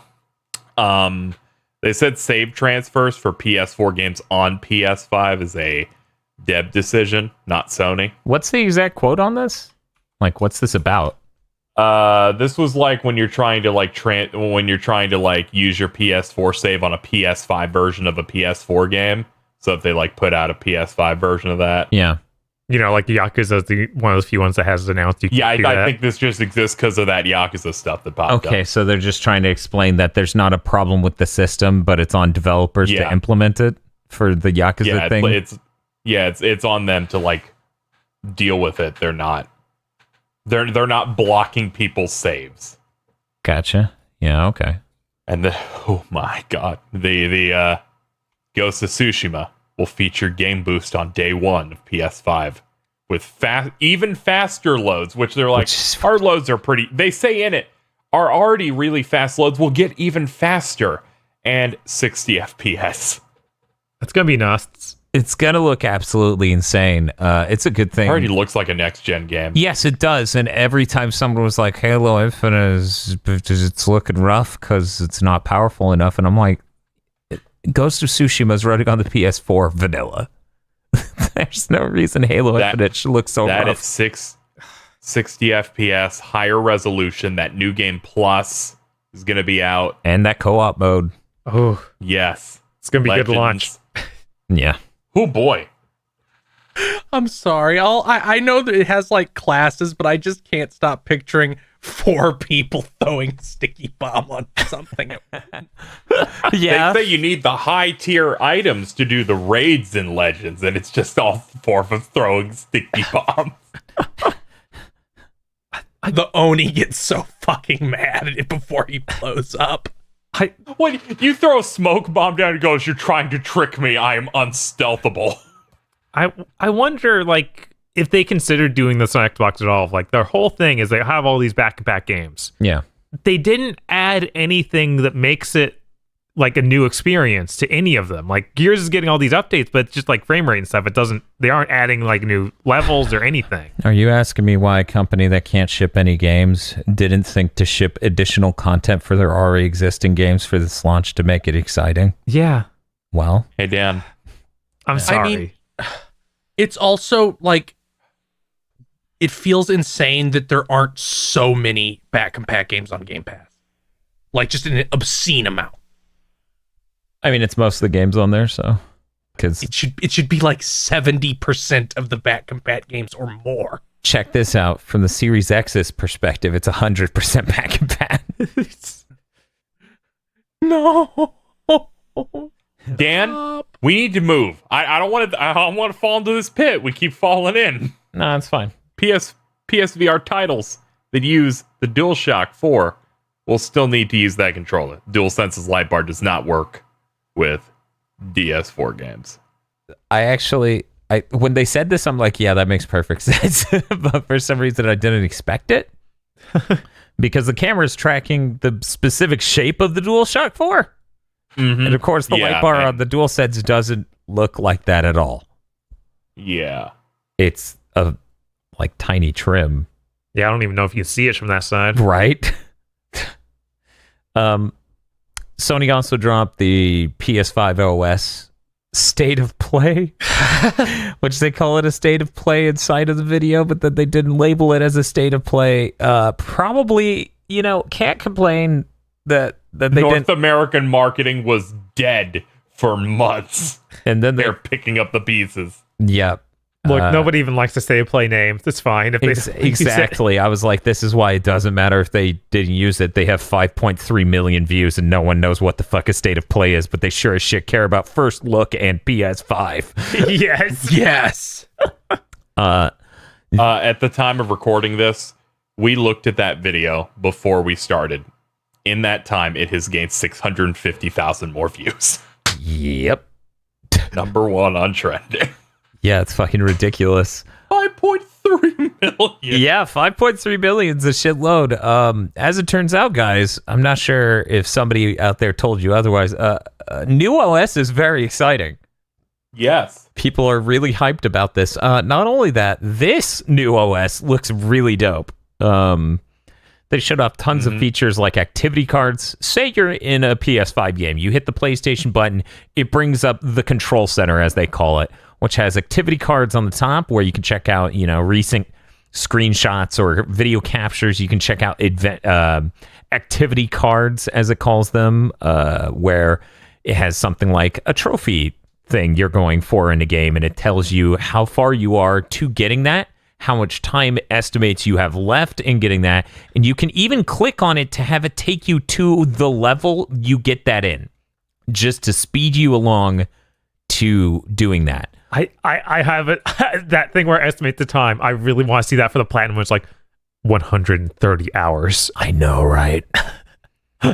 That's why the platinum isn't an activity. They're like, please don't tell them it's going to take a ridiculous amount of time to do this. And the estimates are actually supposedly based on you and how you're playing through it and how close you are to doing it. So all of this is super interesting. The clicking on the card to boot into the exact level you want to boot in to get further in that specific activity is really cool. You can actually see on this screen the percentage progress on an individual trophy even. That feature that, PlayStation France leaked for the trophy update just like 2 weeks ago. Right? Yep. But that's a PS5 exclusive feature. They show off a few other things too. Like, for example, if you have PlayStation Plus, you can get tips on how to get these parts of the trophy or whatever done, these objectives in the trophies. And it'll show you a video of someone getting that. And they have the ability to do the best feature of the Xbox OS, the snap-on thing, where you can stick a video or whatever next to you playing it. You can either do picture-in-picture, if you prefer that, or you can snap it onto the side. I'm so upset. No, I was howling. And the reason why, audience, is it was less than 2 weeks ago that we're playing Overwatch. Yeah. Playing Overwatch. And I said this, I don't know how we got onto it. I was like, the picture-in-picture mode that Xbox has is that's like a killer feature. Yeah. And you said it's been dead for years. Yeah, they patched that out like 5 years ago. I didn't know that. I was really upset. So seeing that Sony just grabbed it and made it even better made me scream when I woke up and watched this. I thought, come on. Because the whole reason KZ brought it up is because we were talking about a conundrum of something specific we were trying to do for a launch live stream for the Series X. And he was like, well, you can have a video up on this thing and then also do this. And I was like, KZ, they patched out that feature 5 years ago. And he's like, no. And I'm like, yeah, that was literally the best part of their OS, but they had to patch it out so that way they could give more resources back to the games. So the PS5 now has this feature, and it not only has it for these tips and tricks and stuff, it has it for watching your friends' live streams. So I can be playing a game and watch KZ's live stream of him playing that same game or any other game in the corner of my screen. It's really I feel like I'll use that when we do stuff together. Yeah, no, when you think about it. Mm-hmm. Think about it in terms of fighting games. When we do the fighting game streams, and we'll have like 2 lobbies going, and I could just put a little feed of yours because you're sharing to me in a corner. Yeah, that sounds good. Yeah, that way it's just like, we're not playing, but they're still doing a set, and people can actually look at it. Yes. Also, you talked about earlier doing it for Destiny. Like, we were talking about wanting to go back and get that Destiny Platinum, Destiny 1. And when he mentioned doing that, sharing the screens like that, I was like, I had no reason in the world to do that on the PS5. But now, call-outs is important. That is so fucking cool. It's like, what are you doing? I'm doing this. All these features are great. Yeah, every last feature they show is great. They show the voice to text because your controller has a microphone in it, so you can send your friends messages where you say something, it turns it into text, and you send it. No hyperbole. This might be my favorite thing they showed or announced in this entire thing. Because I think of every single time I share something on PS4 and I just contend with slowly thumbing through it. And then there's also the thing where I don't want my tweet linking to the game on the store. And they only do that if you didn't fill enough text to make it so they can't link it. So I'm like, I can just talk about bullshit in this tweet. Yeah, I learned that's why that happens. Weird. Like if you put too much content in there, the link won't work, so they don't include it. Yeah, no, it's a really huge feature. They also show somebody getting a multiplayer lobby invite for Destruction All-Stars. So in the middle of Sackboy's big adventure, the video clicks on that and it starts booting Destruction All-Stars. And I shit you not, that game boots to the Sony Interactive Entertainment Presents screen in, 9 seconds? That's shutting down one game, booting up another? I feel like fast. the PS4 locks up when trying to do that. Like it goes, here's the screen. We're sticking on the screen for maybe 25 seconds, then black screen for a little bit, and then it hits something. Yeah, and from there, they get to the title screen in like 1 second. They just mash start, get to the title screen. They're already in their lobby. They're in their group. It looks really nice. This will be the gaming equivalent of when you got a computer with an SSD for the first time and experienced what a true loading up Windows felt like. Mm-hmm. Because I remember having like shitty laptops with a hard drive that's like, this is a 2.5 minute startup. And then an SSD, it happened in 5 seconds. And I was like, what happened? Yeah. This is a trick. You tricked me. Yeah, it's definitely not the, can I say 2 seconds to title or to game boot? Yes, but who knows? Maybe it takes less time if you boot straight from the OS, not in the middle of another game. Maybe. Because you got to shut down one game and start another. So some of the time, when this was even made, because they keep making improvements to this shit. Mm-hmm. Yeah. So like every feature in this is really great, but one of the best of them all is the create button. I'm just kidding. It's a fucking share button, you guys. Come on. All right, but hey, there's still a creating part of it they haven't shown us yet. I mean, where you're the thing is, going to be able to edit the images, apparently. Yes. True. It does have filters and other Instagram things. filters. Yep. I'm very excited. Hugely important. Now it doesn't need to be integrated into the game. I do like that it records 4K 60 onto the system. This is the thing I expect from both next-gen systems, but it feels good to have it confirmed they haven't done that for Xbox. And given that their OS is 1080p, for people who didn't know, the Xbox OS is 1080p upscaled because it's the same one as on the One X, which is 1080p. This thing's 4K. It looks really sharp and gorgeous. I don't think a lot of drama needs to be created about that, but the amount of people going, I don't care that things look nice today, has been insane. It's so mind-blowing, like, using a PS4 for, so long, and, like, looking at the UI demonstration, where at first I didn't get that the equivalent of that screen with all the cards is just like when you hold the PS button and a sidebar appears. Yes. That takes over a chunk, and it's like all of this is small boxes or small elements and some vignetting around the gameplay. Yeah. Where it's just it's kind of like the Steam overlay, where it just like overlays some stuff on top and it all just looks really sleek. I may have marked out a little bit at the store part where they're like, yes, that's actually it's not an app. That's what I was actually going to say is the killer app. This is the largest thing. The PlayStation Store is not an app. It's not a thing you boot. It's a part of the OS. You just scroll to the left. You're in the store. Which is a little scary. Microsoft also does that. I also accidentally fall into their store. But who It looks like it still has a button for the store, though, unlike Microsoft, where it's just like, here it is. It's always one of the pages. It's omnipresent. Open. Make a mistake and give us $80. No. Destruction All-Stars, there it is. I like the idea that the games and the media tab are like completely separate tabs now. Oh, I love that. I was going to say that too. That's incredible. That's so fucking helpful. That's so fucking good. I don't at all need the media shit like with my games. Yeah. That's weird that they are even together. Yeah. I hope folders are an option on this. Oh, I'm certain they will be. Whether or not they hit launch is the real question. Yeah, no. I'm hoping we don't have to wait. What was it, like more than a year? Yeah, it was about a year. I think that was right. Yeah. Like, I still remember the same people like, who's asking for this? It's like everyone for over a year is asking for this. Please. I bought a PS4 and then I wanted it immediately.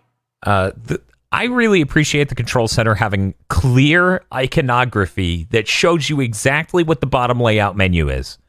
It looks so sharp, and it's so much easier to parse where the shit you want to do is in that than it is the sidebar.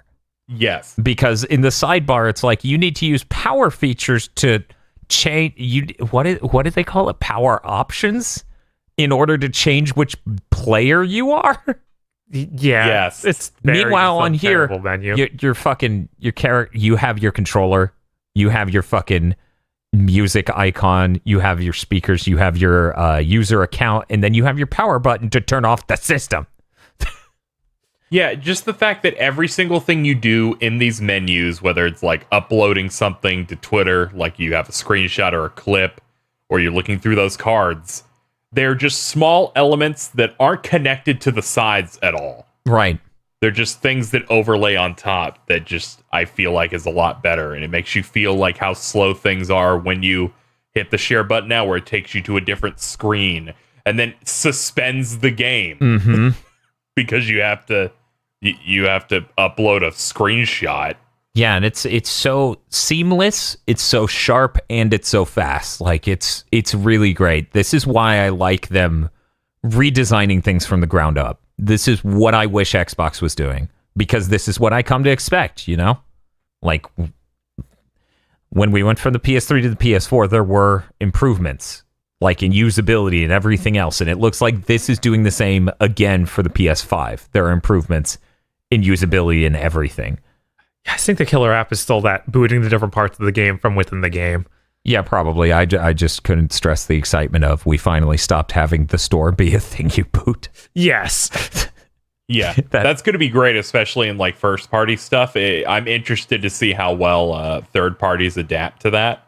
Well, I really hope that they do an update for Tekken. We've already heard multiple developers talk about they were implementing that, but none of them have talked about what they did with it because they weren't allowed. Right.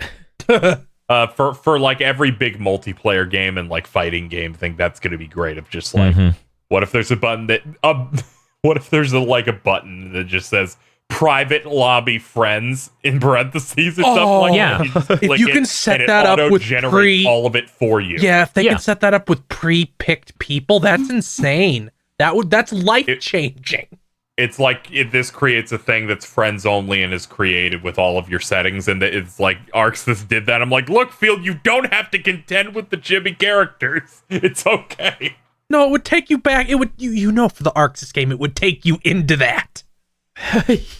Yeah, but at least you get the things faster. Yeah, luckily, you know, they could do that. I hate that I'm going to buy that Guilty Gear.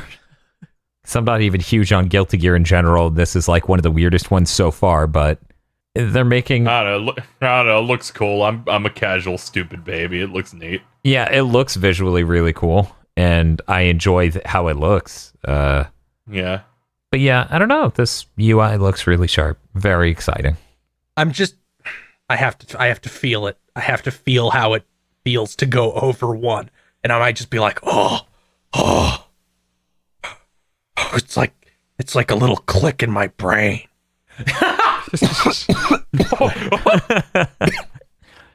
They put a little click in your brain.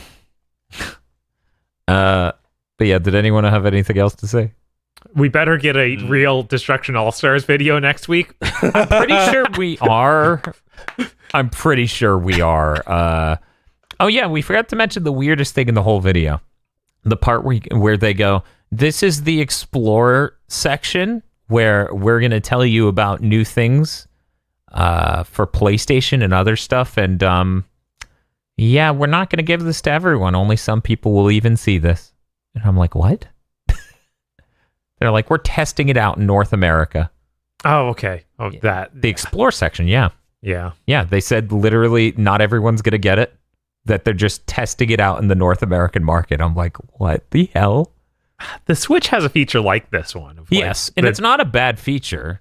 The weird thing with the Switch, though, is like all of your accounts, so every single foreign country account you have also shoves the same stuff in here. What, you don't want to see an ad for Destruction All-Stars in 3 different languages? Right? It's like oh man, Angelo, but Korean text is over him. That's pretty hype. I'm pogging a little bit. But yeah, I like Angelo how with Korean text over him feels more racist than just Angelo. Oh no! Stop. I like how small the icons are here. Like the PlayStation 4 icons, you can't fit that many games on screen. Right. Yeah, that definitely helped with that. Yes, it helps immensely. And since it's designed for 4K, even though the icons are pretty small, you can see all the details. You can easily make out what's what. I wanted to see the store, but they just teased it. They didn't go But with you that. did. I'm looking at this again, and they boot into Destruction All-Stars, and it already feels like an upgrade anyway, because the splash screen for loading it up had animation in it. Yes, no, that helps. Because normally it's just a picture, but here, like, a logo fades in, and, like, it's, like, 2 layers, so, like, the character and the background layer are, like, different, they move a little bit. Yeah. It's very fancy. Yeah. Oh, also you can make a party and then shitpost pictures to it. Which is That's pretty the important funny. thing. I might actually start using parties. Yeah, that actually was a thing in my brain too, where it just went, and now I might actually use it. Oh, but they're gonna record you, even though the thing people keep posting specifically say other people can record you and use it to report you, not we are recording everything you say. But my narrative. I just like the funny tweets about it of just someone's stream of them dying in Call of Duty and quitting. I was like, fuck you. I hope you have a good Christmas with your family. Also, everything's fucking recording you. Who cares? We live in hell. You fucking mention something while your phone's off and you turn it back on and it gives you ads for that. Everything's always on. Yeah, that shit really sucks. I don't need my PlayStation to do it. I don't need to be talking about Xenosaga 3 or something, and then it's like, hey, buy this. They won't remaster that. Dan, I have some bad news potentially. Okay. It shows how many trophies the games they roll over have. So we see the trophy number for Sackboy and for Destruction All-Stars. Mm-hmm. Sackboy has 40 something. Yeah. Destruction All-Stars only has 27. I'm worried that won't even have a platinum. Well, Destruction's All-Stars will probably have a platinum, but they'll all be impossible multiplayer trophies. I looked at the trophies, you fools, because of course I did. Okay. One of them was something along the lines of spend 100 minutes playing multiplayer, and I was like, okay. It isn't literally that. It is a combination of you need to do this thing. It will take you 100 minutes. Like, that was the combination of the two things. But yeah, I'm sure it will have a platinum, but it will be a bunch of golds. Because you know how that is. Yeah. God. Very funny. Yeah, it sounds like the Sackboy one probably has some creative ones in there where they, like, really, like... It's like in Infamous Second Son when there's one that's, like, become smoke and go through the vents and shoot out of a building and do that 4 times without touching the ground. I mean, there's that, and just going by the activities, it seems like, you know, there's get full outfits for Sackboy, and that would be a trophy. Yeah, but anyway, that's all I wanted to say about this. Looks good. I'm very excited. Yeah. I think it's really important to understand that things are never perfect and we can always improve, which is why I get really irritated by people saying this, the Xbox controller's perfect and the OS is perfect. No, it isn't, and no, it isn't. Look at the D-pad. No, it isn't. Well, they changed that. The D-pad's now differently shaped. Maybe worse. We don't know. We'll find out. KZ, let's move on to your next news. Okay, Rockstar Games has acquired Ruffian Games. They're the developers of Crackdown 2.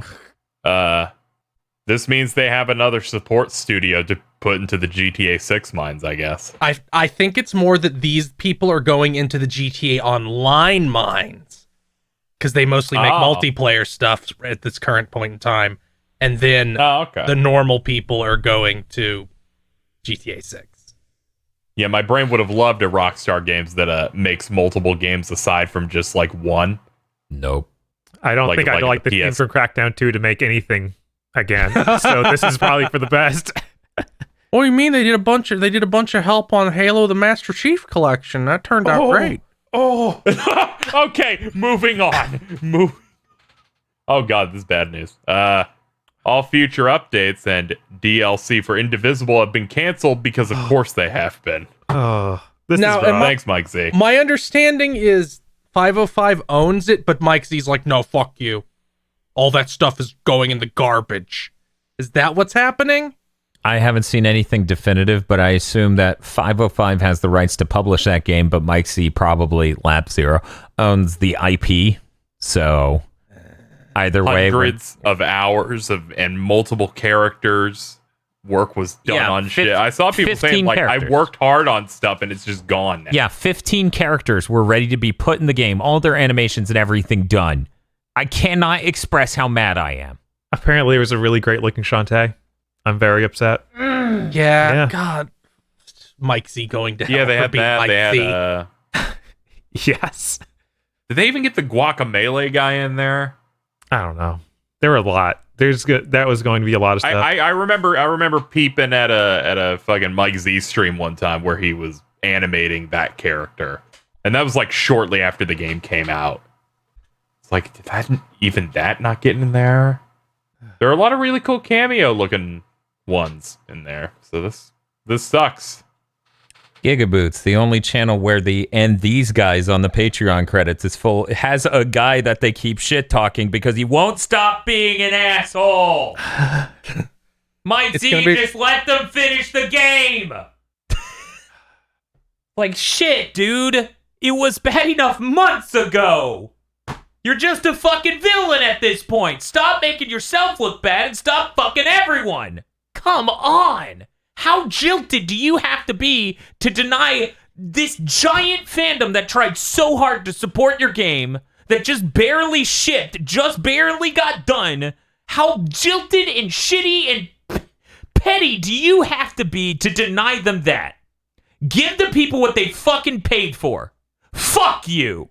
Yeah, fuck you. Thank you for the $5. God damn I'll it, wipe my dude. ass with that $5. God damn it, dude. Fuck.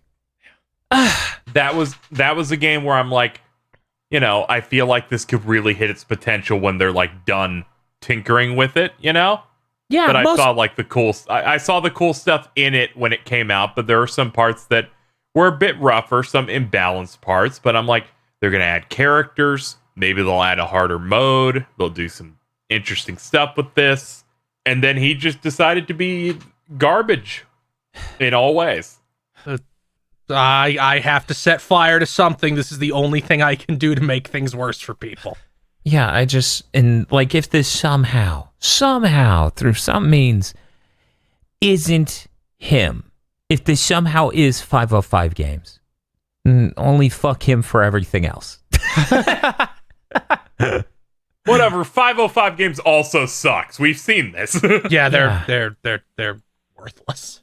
I mean, I love them. They scheduled tweets for the fucking Indivisible account to go up for so far in advance that it's just posting completely unknowing that the game's dead and no support's happening. So all the replies are people upset. Oh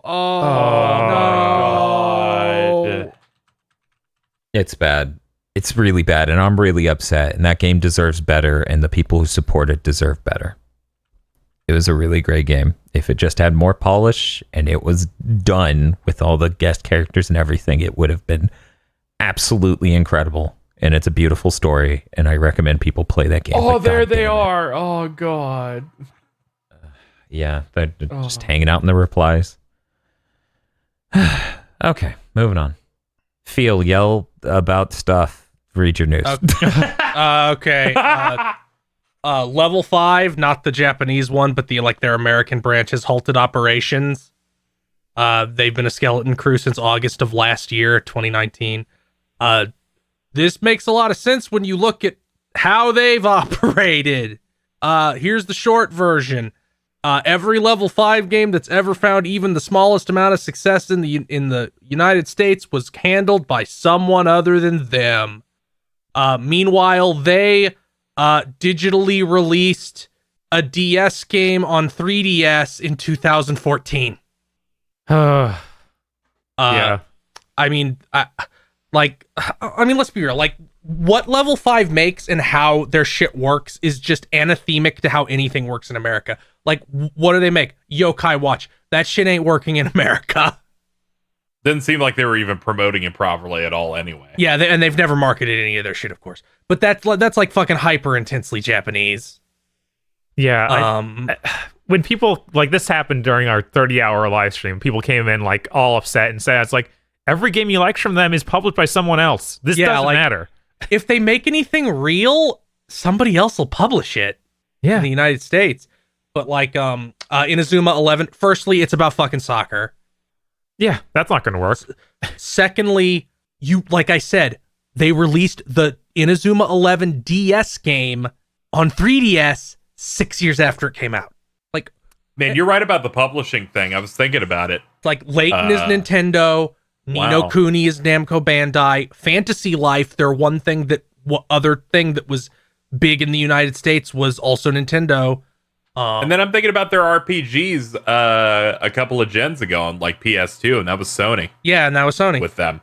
Yeah, even like Rogue Galaxy was also like Sony. Yeah, that was also like Sony published. Like Jesus. the thing that could, I think, actually had a chance would have been Little Battlers, because it's basically just Gundam Build Fighters. I think actually Build Fighters is like an answer to it, because it came first. But they never made like nothing. Unless your game is published by Nintendo, it did not sell on 3DS. The 3D in the United States. I mean, I remember when Little Battlers came out, it just kind of snuck out. They didn't advertise it at all. Yeah, they just like, here it's on a shelf. And they didn't. Yeah, I have never ever heard of that game. Yeah, of course you didn't. But it's like a mecha game where you build your own thing, because it's about how how scientists discovered super strong cardboard to make little mechs out of for kids to make and fight each other with. But you know, it's on the 3DS. You're already in a bad place, and then they just didn't market it at all. Like if they had ever made a Switch version and actually marketed it, that might have done okay, because everything fucking sold on the Switch. But like I said, if they ever make anything that it looks like you might want to play, they'll, somebody else will pick it up. And like they would do stuff like, okay, kids watch TV in America, right? And it's like, not really anymore. Like even kids usually have tablets that they watch streaming things on. Okay, we're gonna put the Inazuma 11 anime on Nickelodeon. It's on at 5 a.m. That's cross media promotion, right? That sucks. Whenever they're like, "Here's our anime that comes on at 5 a.m." It's like that's when you have no hope in this show. Yeah, right? It's just or you're fucking them, like when they put the last like 35 episodes of Yu Yu Hakusho on at 5 a.m. I had no idea.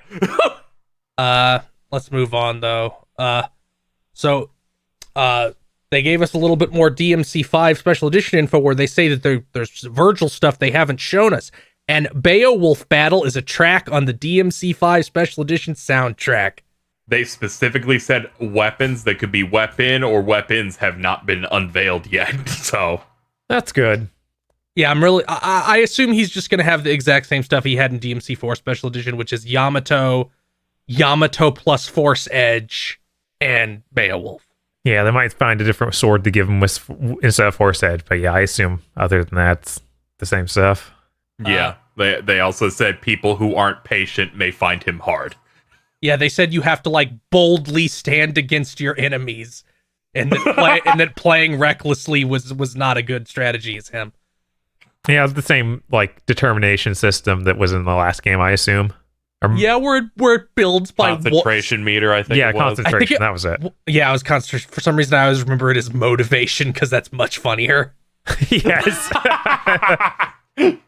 But where you build it by walking slowly towards enemies.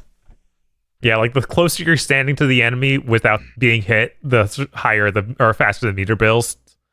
Atelier Ryza launches in America on the 26th of January. So it was originally going to be this winter. I presume human malware pushed it back, a month. Yeah. It has some special editions you can't buy because they're gone. Find at the time you hear this. Okay, cool. If you buy the PS4 version, you get the PS5 version for free when it comes out. Although I think it's supposed to be day and date. So maybe if you just buy the PS4 version, you just get the PS5 version immediately. Did you say the 2 in the title? Oh yeah, Atelier Ryza 2. I did not. I was stroking out. I was It's like, the sequel. We've gone back in time. Hey, I can't wait for Fairy Tail to come out. shut the fuck up. Not 5 weeks before the PS5. I'm not going back. You can't make me. That'd be rough. But yeah, Atelier Ryza 2, Lost Legends, and the Secret Fairy.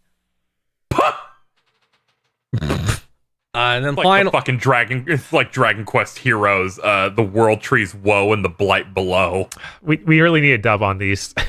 They need to come back with that. I don't think Ryza. Well, actually, they haven't really talked about the localization, so who knows? Maybe when I did their survey for it, I was like, please dub it. Please. Ryza sold a lot. You can afford it now because they all had dubs. They dubbed 7 games in a row, and then 8 games in a row. And then that 8th one didn't sell so good. So it's like, we're not going to dub it anymore. We'll do a thing that might make it sell less.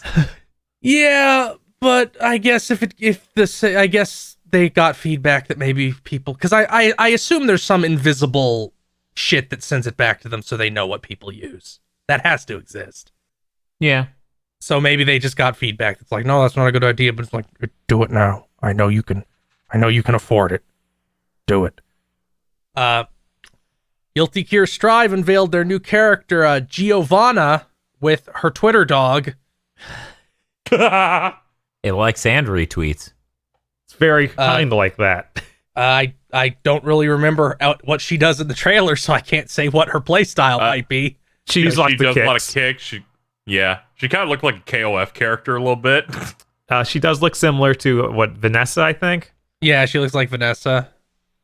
But she's a boxer. This is a kicker. It's totally different. Yeah. Yeah. She also kicks with the dog. 100% different. Not at all similar. They also revealed what they have instead of just ranked matchmaking, which is really bad. It's like a tower. It's the vote from the Classics 360 hit Naruto. Let me see what the Naruto Ubisoft game was called. No. They made two. No. They made two. Rise of Bond? Ninja. Yeah, they made Rise of Ninja, and then one they made before Broken Bond. Rise of Ninja was better than Broken Bond. Broken Bond was phoned in. Yes. But yeah, it's really rough. It's like, okay, you won this money time, so now you can't go on any floor lower than this. And it's like that pixel stuff, but it looks even worse to me than like the stuff from the demo, because it's like, this doesn't look anything like Guilty Gear. What is this? It's just like these really bad looking pixel avatars. I guess they look bad so you can customize them, but I don't like. I feel like this stuff shouldn't have encroached into ranked. No, it's everywhere. It's all there is. Like, but ArcSys is insane. They just can't make a menu. Like you can have all this whatever crazy stuff to try and get people to visually look at it, but just have an easy to use menu. Yeah, too, like please. I don't understand why you can't have like a menu and then like a menu at the top with who's playing, then like a thing on the sidebar, which is who's in the lobby. And then the rest can be you run around as your little pixel avatar. But everything around Strive just makes me imagine them having like the most condescending and shitty view of what they've considered to be casual players ever. Because they've talked a bunch about how they want to get more casual players into Strive. And it's like, oh, so we got to jank. They don't like menus. Never mind what every single multiplayer game on the entire planet uses. We have to jingle keys in front of them to trick them into thinking they're not playing a fighting game. By the way, give us $25 at launch for DLC. Wait, is it that much? I thought that the first season was supposed to be free. Was when you bought it? No, I saw a bunch of people saying it wasn't. What? Maybe like the first character.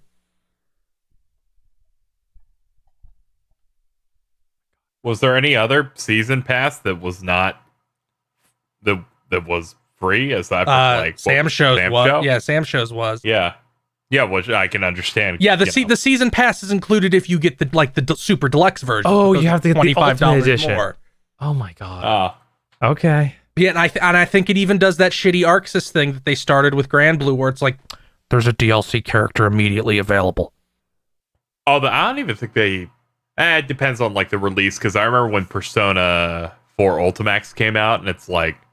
Those there's were, DLC characters. Those were free. Yeah, that was weird, where it's those are free, but if you don't grab them fast enough, you have to buy them later. Yeah, that was like the day one DLC model that we got at the end of that gen, where it's like, how do we combat used game sales by cutting out a chunk of the game and making you buy it if you didn't get the game at retailers or at launch. But this, this is like Grand Blue Fantasy, where it's just like immediately there's a DLC character. It's and that upgrade is $40 to the Ultimate Edition. They don't even say what else is in it. Weird. Yeah. But it comes with more story mode, which is going to be another impenetrable hour-long cutscene, probably. You know, with the PS5 coming out, we've talked so much about it's going to be so easy to get into the game. The PS5 and its loading, it's going to take away the fucking downtime. You're going to get more time in the game. So all this lobby shit is just like, it's designed to make me spend more time in the menu. Mm-hmm. I don't want to spend more time in the menu. I want to spend the maximum amount of time possible playing the game with my friends. Right. It's just such a weird decision, and the fact that I know there's no way they got positive feedback on that menu after that beta. I saw everybody bitching about it. Yeah. It was just like, no. You guys are dumb. Somebody convinced us that casuals will buy our games if we jingle keys at them. It's just give me a menu. All I want's a menu. You can have it can look as pretty as you want, and you can have a mini game where I fish for skins and everything else. But like, I need the basic functionality of a menu. You're making something less functional than a menu to no benefit.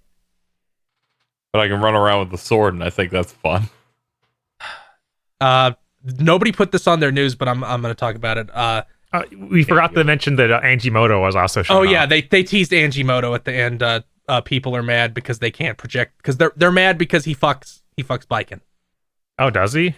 Yeah, that's all. I knew that he was hitting on her a lot, but I thought that it was that like completely. It's always like portrayed, at least from what I remember, because I played all the story modes of all these fucking games. It's always portrayed as like she's annoyed with him, but still does it. Oh, okay. But this wasn't on any of our news. But Phantom Breaker Omnia. Yeah, I saw that and was like, nah, we don't need to talk about this. A massive update to the 2013 Phantom Breaker Extra fighting game, which I think is a fighting game version of... Well, isn't Phantom Breaker like a beat 'em up? Yes, kind of. I guess I thought it was something else first, but who knows? And then Phantom Breaker Omnia is a 2D anime fighter that has a bunch of ridiculous... It has a bunch of crossover characters. Like, I think it has characters from Steins Gate. Yeah, it has like, it's in the same tier as like, Dengeki Bunko Fighting Climax and that other one who's Nitro Blasters Plus. Yeah. But it's in like that same genre. And not only is it coming out next year, it has a full fucking English voice cast with major names. Weird. Like, it's like, Erica Lindbeck, Kira Buckland, Erica Mendez, Sungwon Cho, Sopraz D, Matt Mercer, Christina V, like Patrick Seitz. But yeah, it's coming out next year for everything. How much Guilty Gear still not have a dub? Yeah, PlayStation 4, Xbox One, Switch, and PC. And presumably, you know, it'll be, well, it has to be compatible with the boosted mode on PS5 because that's, you have to do that for compliance now. But yeah, that's neat. It looks wacky. The wacky anime fighter. It looks more high rent than like Dengeki Bunko. Not a whole lot more, but more than that. Actually, Dengeki Bunko it's more on the level of like Arcana Heart. Like, I think that's a better comparison. Which, by the way, when's the next one of those coming out? I'll play that. Apparently never. When's Arcana Heart 4? No. 3. What are you doing? Yeah, it actually has been a long time, hasn't it? Yeah. Yeah, no, it's been a really long time. It's been Didn't they 6 Kickstarter years. for the last one or something? I don't think so. So Bob, Yeah. you're lucky I didn't steal this news. Considering it's my fucking cat. It's the biggest news of the week, obviously. Yes, actually, unironically, there's not a speck of sarcasm. No. Spider-Cat got announced for Miles Morales. The amount of people who are like, Banny made it. When they showed that this cat assists you in super combos. Yeah, I figured it was just the skin where the cat was on your back. No, the cat jumps out of your backpack and it also attacks. It's so good. It's really good. Mask. I was so pissed. I was so pissed. I was like, God damn it. Game of the year is only $50. Dan, So give me a spider Banny emote. is it just the yelling Banny, but it has a spider It's mask? the yelling one with the Spider-Man mask drawn on it. Oh my god. That does sound pretty strong. I might need to Just line imagine that up. Imagine your stream of that game. Yep. Yeah. That's what I was Oh my thinking about. God. Yeah. No, that sounds really incredible. No shit though. Spider-Cat's really great. Like really, really great. We also found a whole bunch of other, got a bunch of other stuff for that game, that Miles Morales. Yeah. But that was the biggest one. Yeah, no, that was the GOAT. That and going in and outside of environments seemed like it's instantaneous now. Yeah. Yeah, you just shoot through a thing in like a building and you're immediately out. No loading screen anymore. You once again got somebody go, that's not impressive. Yeah, of course. We're going to get that nonstop. For some reason, the PS5 isn't allowed to be cool. These games aren't allowed to be impressive. We don't even know that the PS4 doesn't do that. I imagine it doesn't, but we don't know that it doesn't.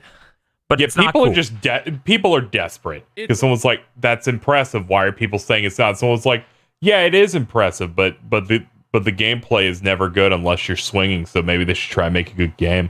What? It's Yes, there was someone who was like, "Can they make the game appealing in any way aside from swinging?" That's the most insane take I've heard so far. That game feels great. Yeah, I don't understand these people. This is crazy. Oh, I'm really sorry, I crazy. said people. That's not real. Well, they're not people.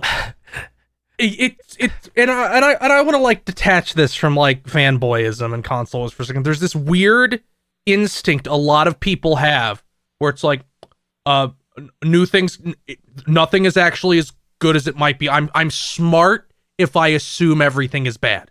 Yeah. It's like you're not you're trying to trick me. I'm going to say everything is unimpressive. Yes. And it's really, really dumb to do that. If you doubt everything, it makes you sound smart. It's like a very like simplistic or childish view of intelligence but these people are adults, where it's like, well, I know smart people are skeptical of things. That means I should never believe anything no matter what's in front of me. Right. Yeah. It's very tiresome. It's part of what has made this year terrible. Yes. In we also found out stuff about NBA 2K21.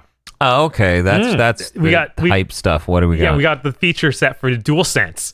I only wrote down one of them because I thought it was hilarious. Okay, go. The less stamina your character has, the harder it is to pull the sprint button. It's because of you telling me this that I had that vision of Fall Guys, but if you pull the trigger too hard, it cracks the shell of the egg. Yes. So I can't wait to see people go. I need you to never say anything like that ever again. Oh Okay. God, KZ. No, but now I have to use it on KZ. KZ. what? Just imagine them using the new triggers into the cooking in Kingdom Hearts 3 and certain people getting mad at the eggs all over again. Oh man, that actually sounds incredible. I bet the new Kingdom Hearts would do that. Because, they really like doing some nice features for the Sony platforms, maybe. Maybe they actually. Who are we kidding? The next fucking Kingdom Hearts is probably only on PlayStation 5 with the way things are going with everything else from Square. That's true. Now, did they say how they would use the haptic triggers for their fucking slot machine? They did not. I did not see that in the press release. That's tragic. Maybe we can get some Plinko in there or Pachinko. Maybe the vibration goes along with the like sounds of the slot machine. Like you can feel it. Can we get Plinko? Plinko's one of my favorites.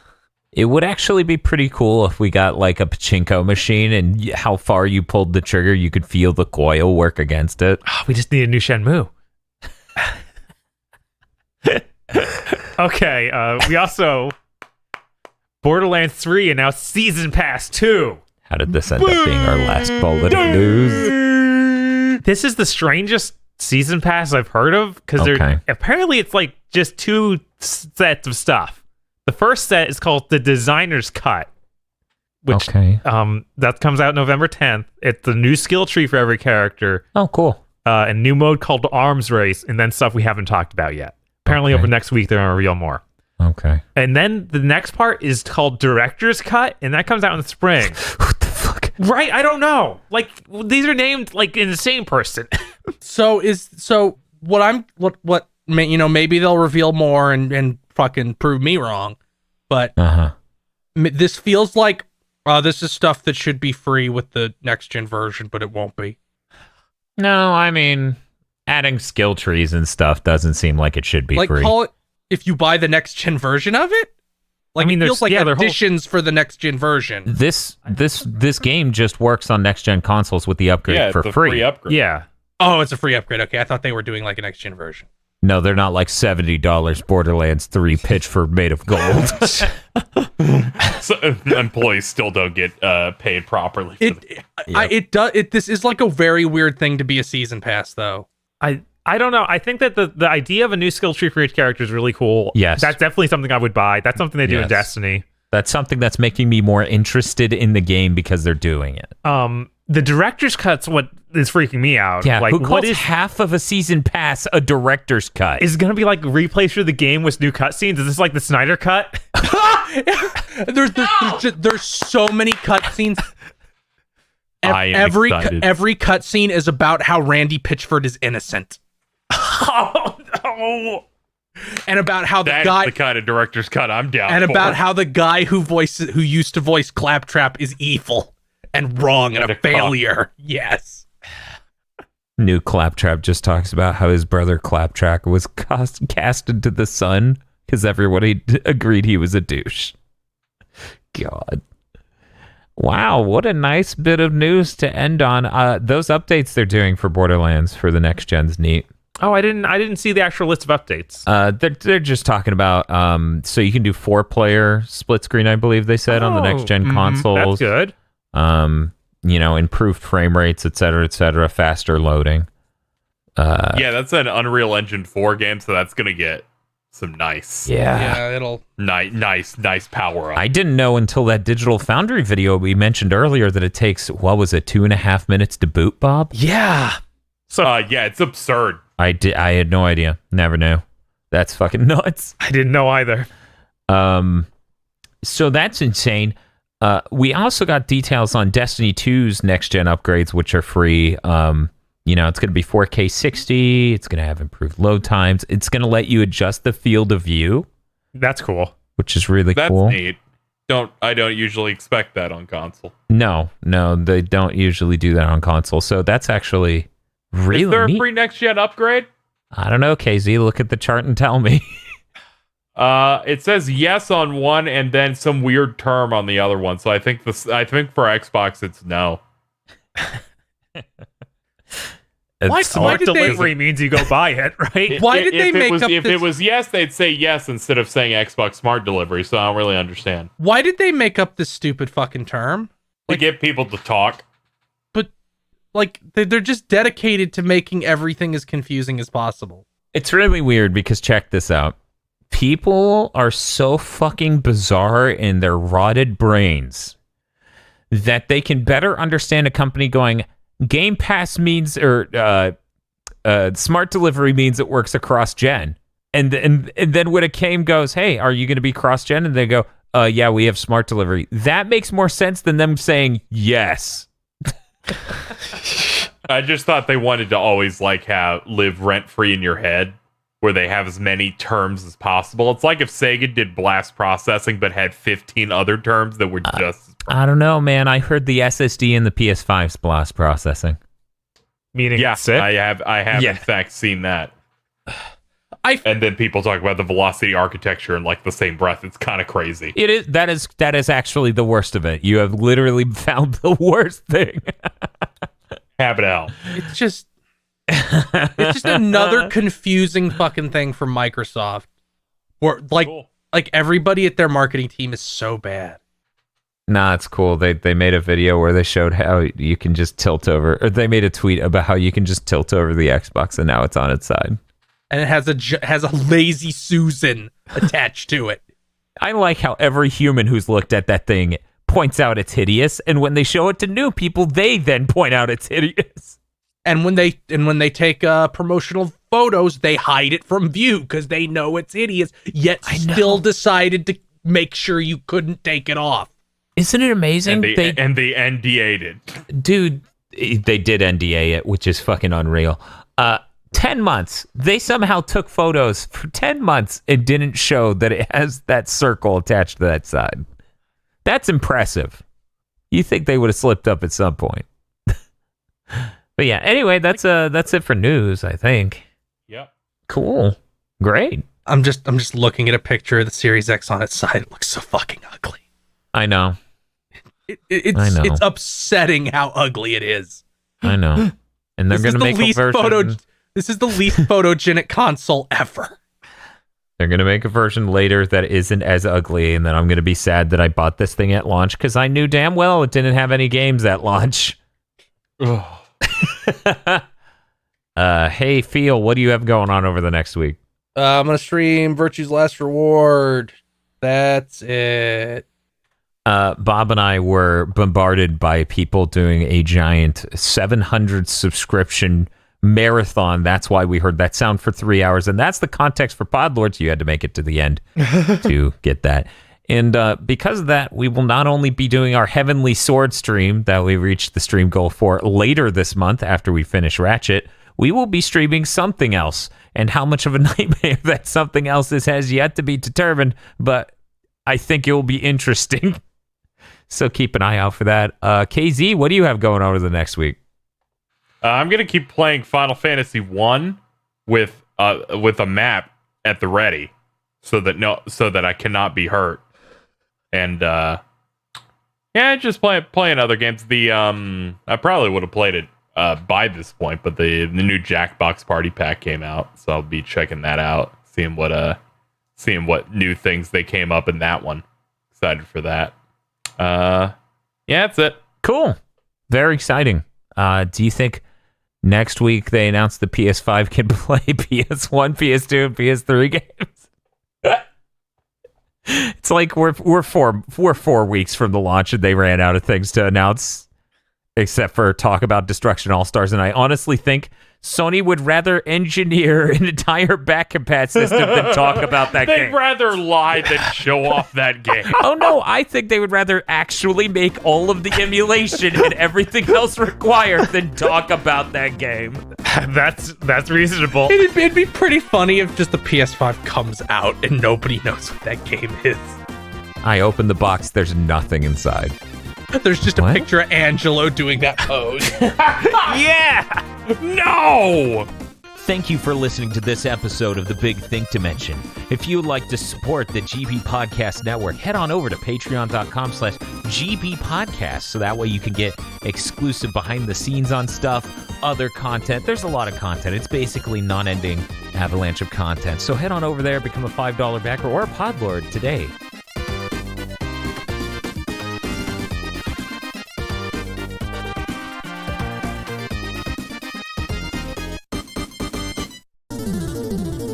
This month's GigaBoots videos were brought to you by our lordly executive producers: Esme, Nicholas Cameron, E. Lee Broyles, Star Falcon, Spaceman Spiff, Danny Richardson, Red Blaze 27, We Fall Now, and the Ghost of Adam Admar implores you to play more Saga. Thank you very much to our executive producers. And also these guys.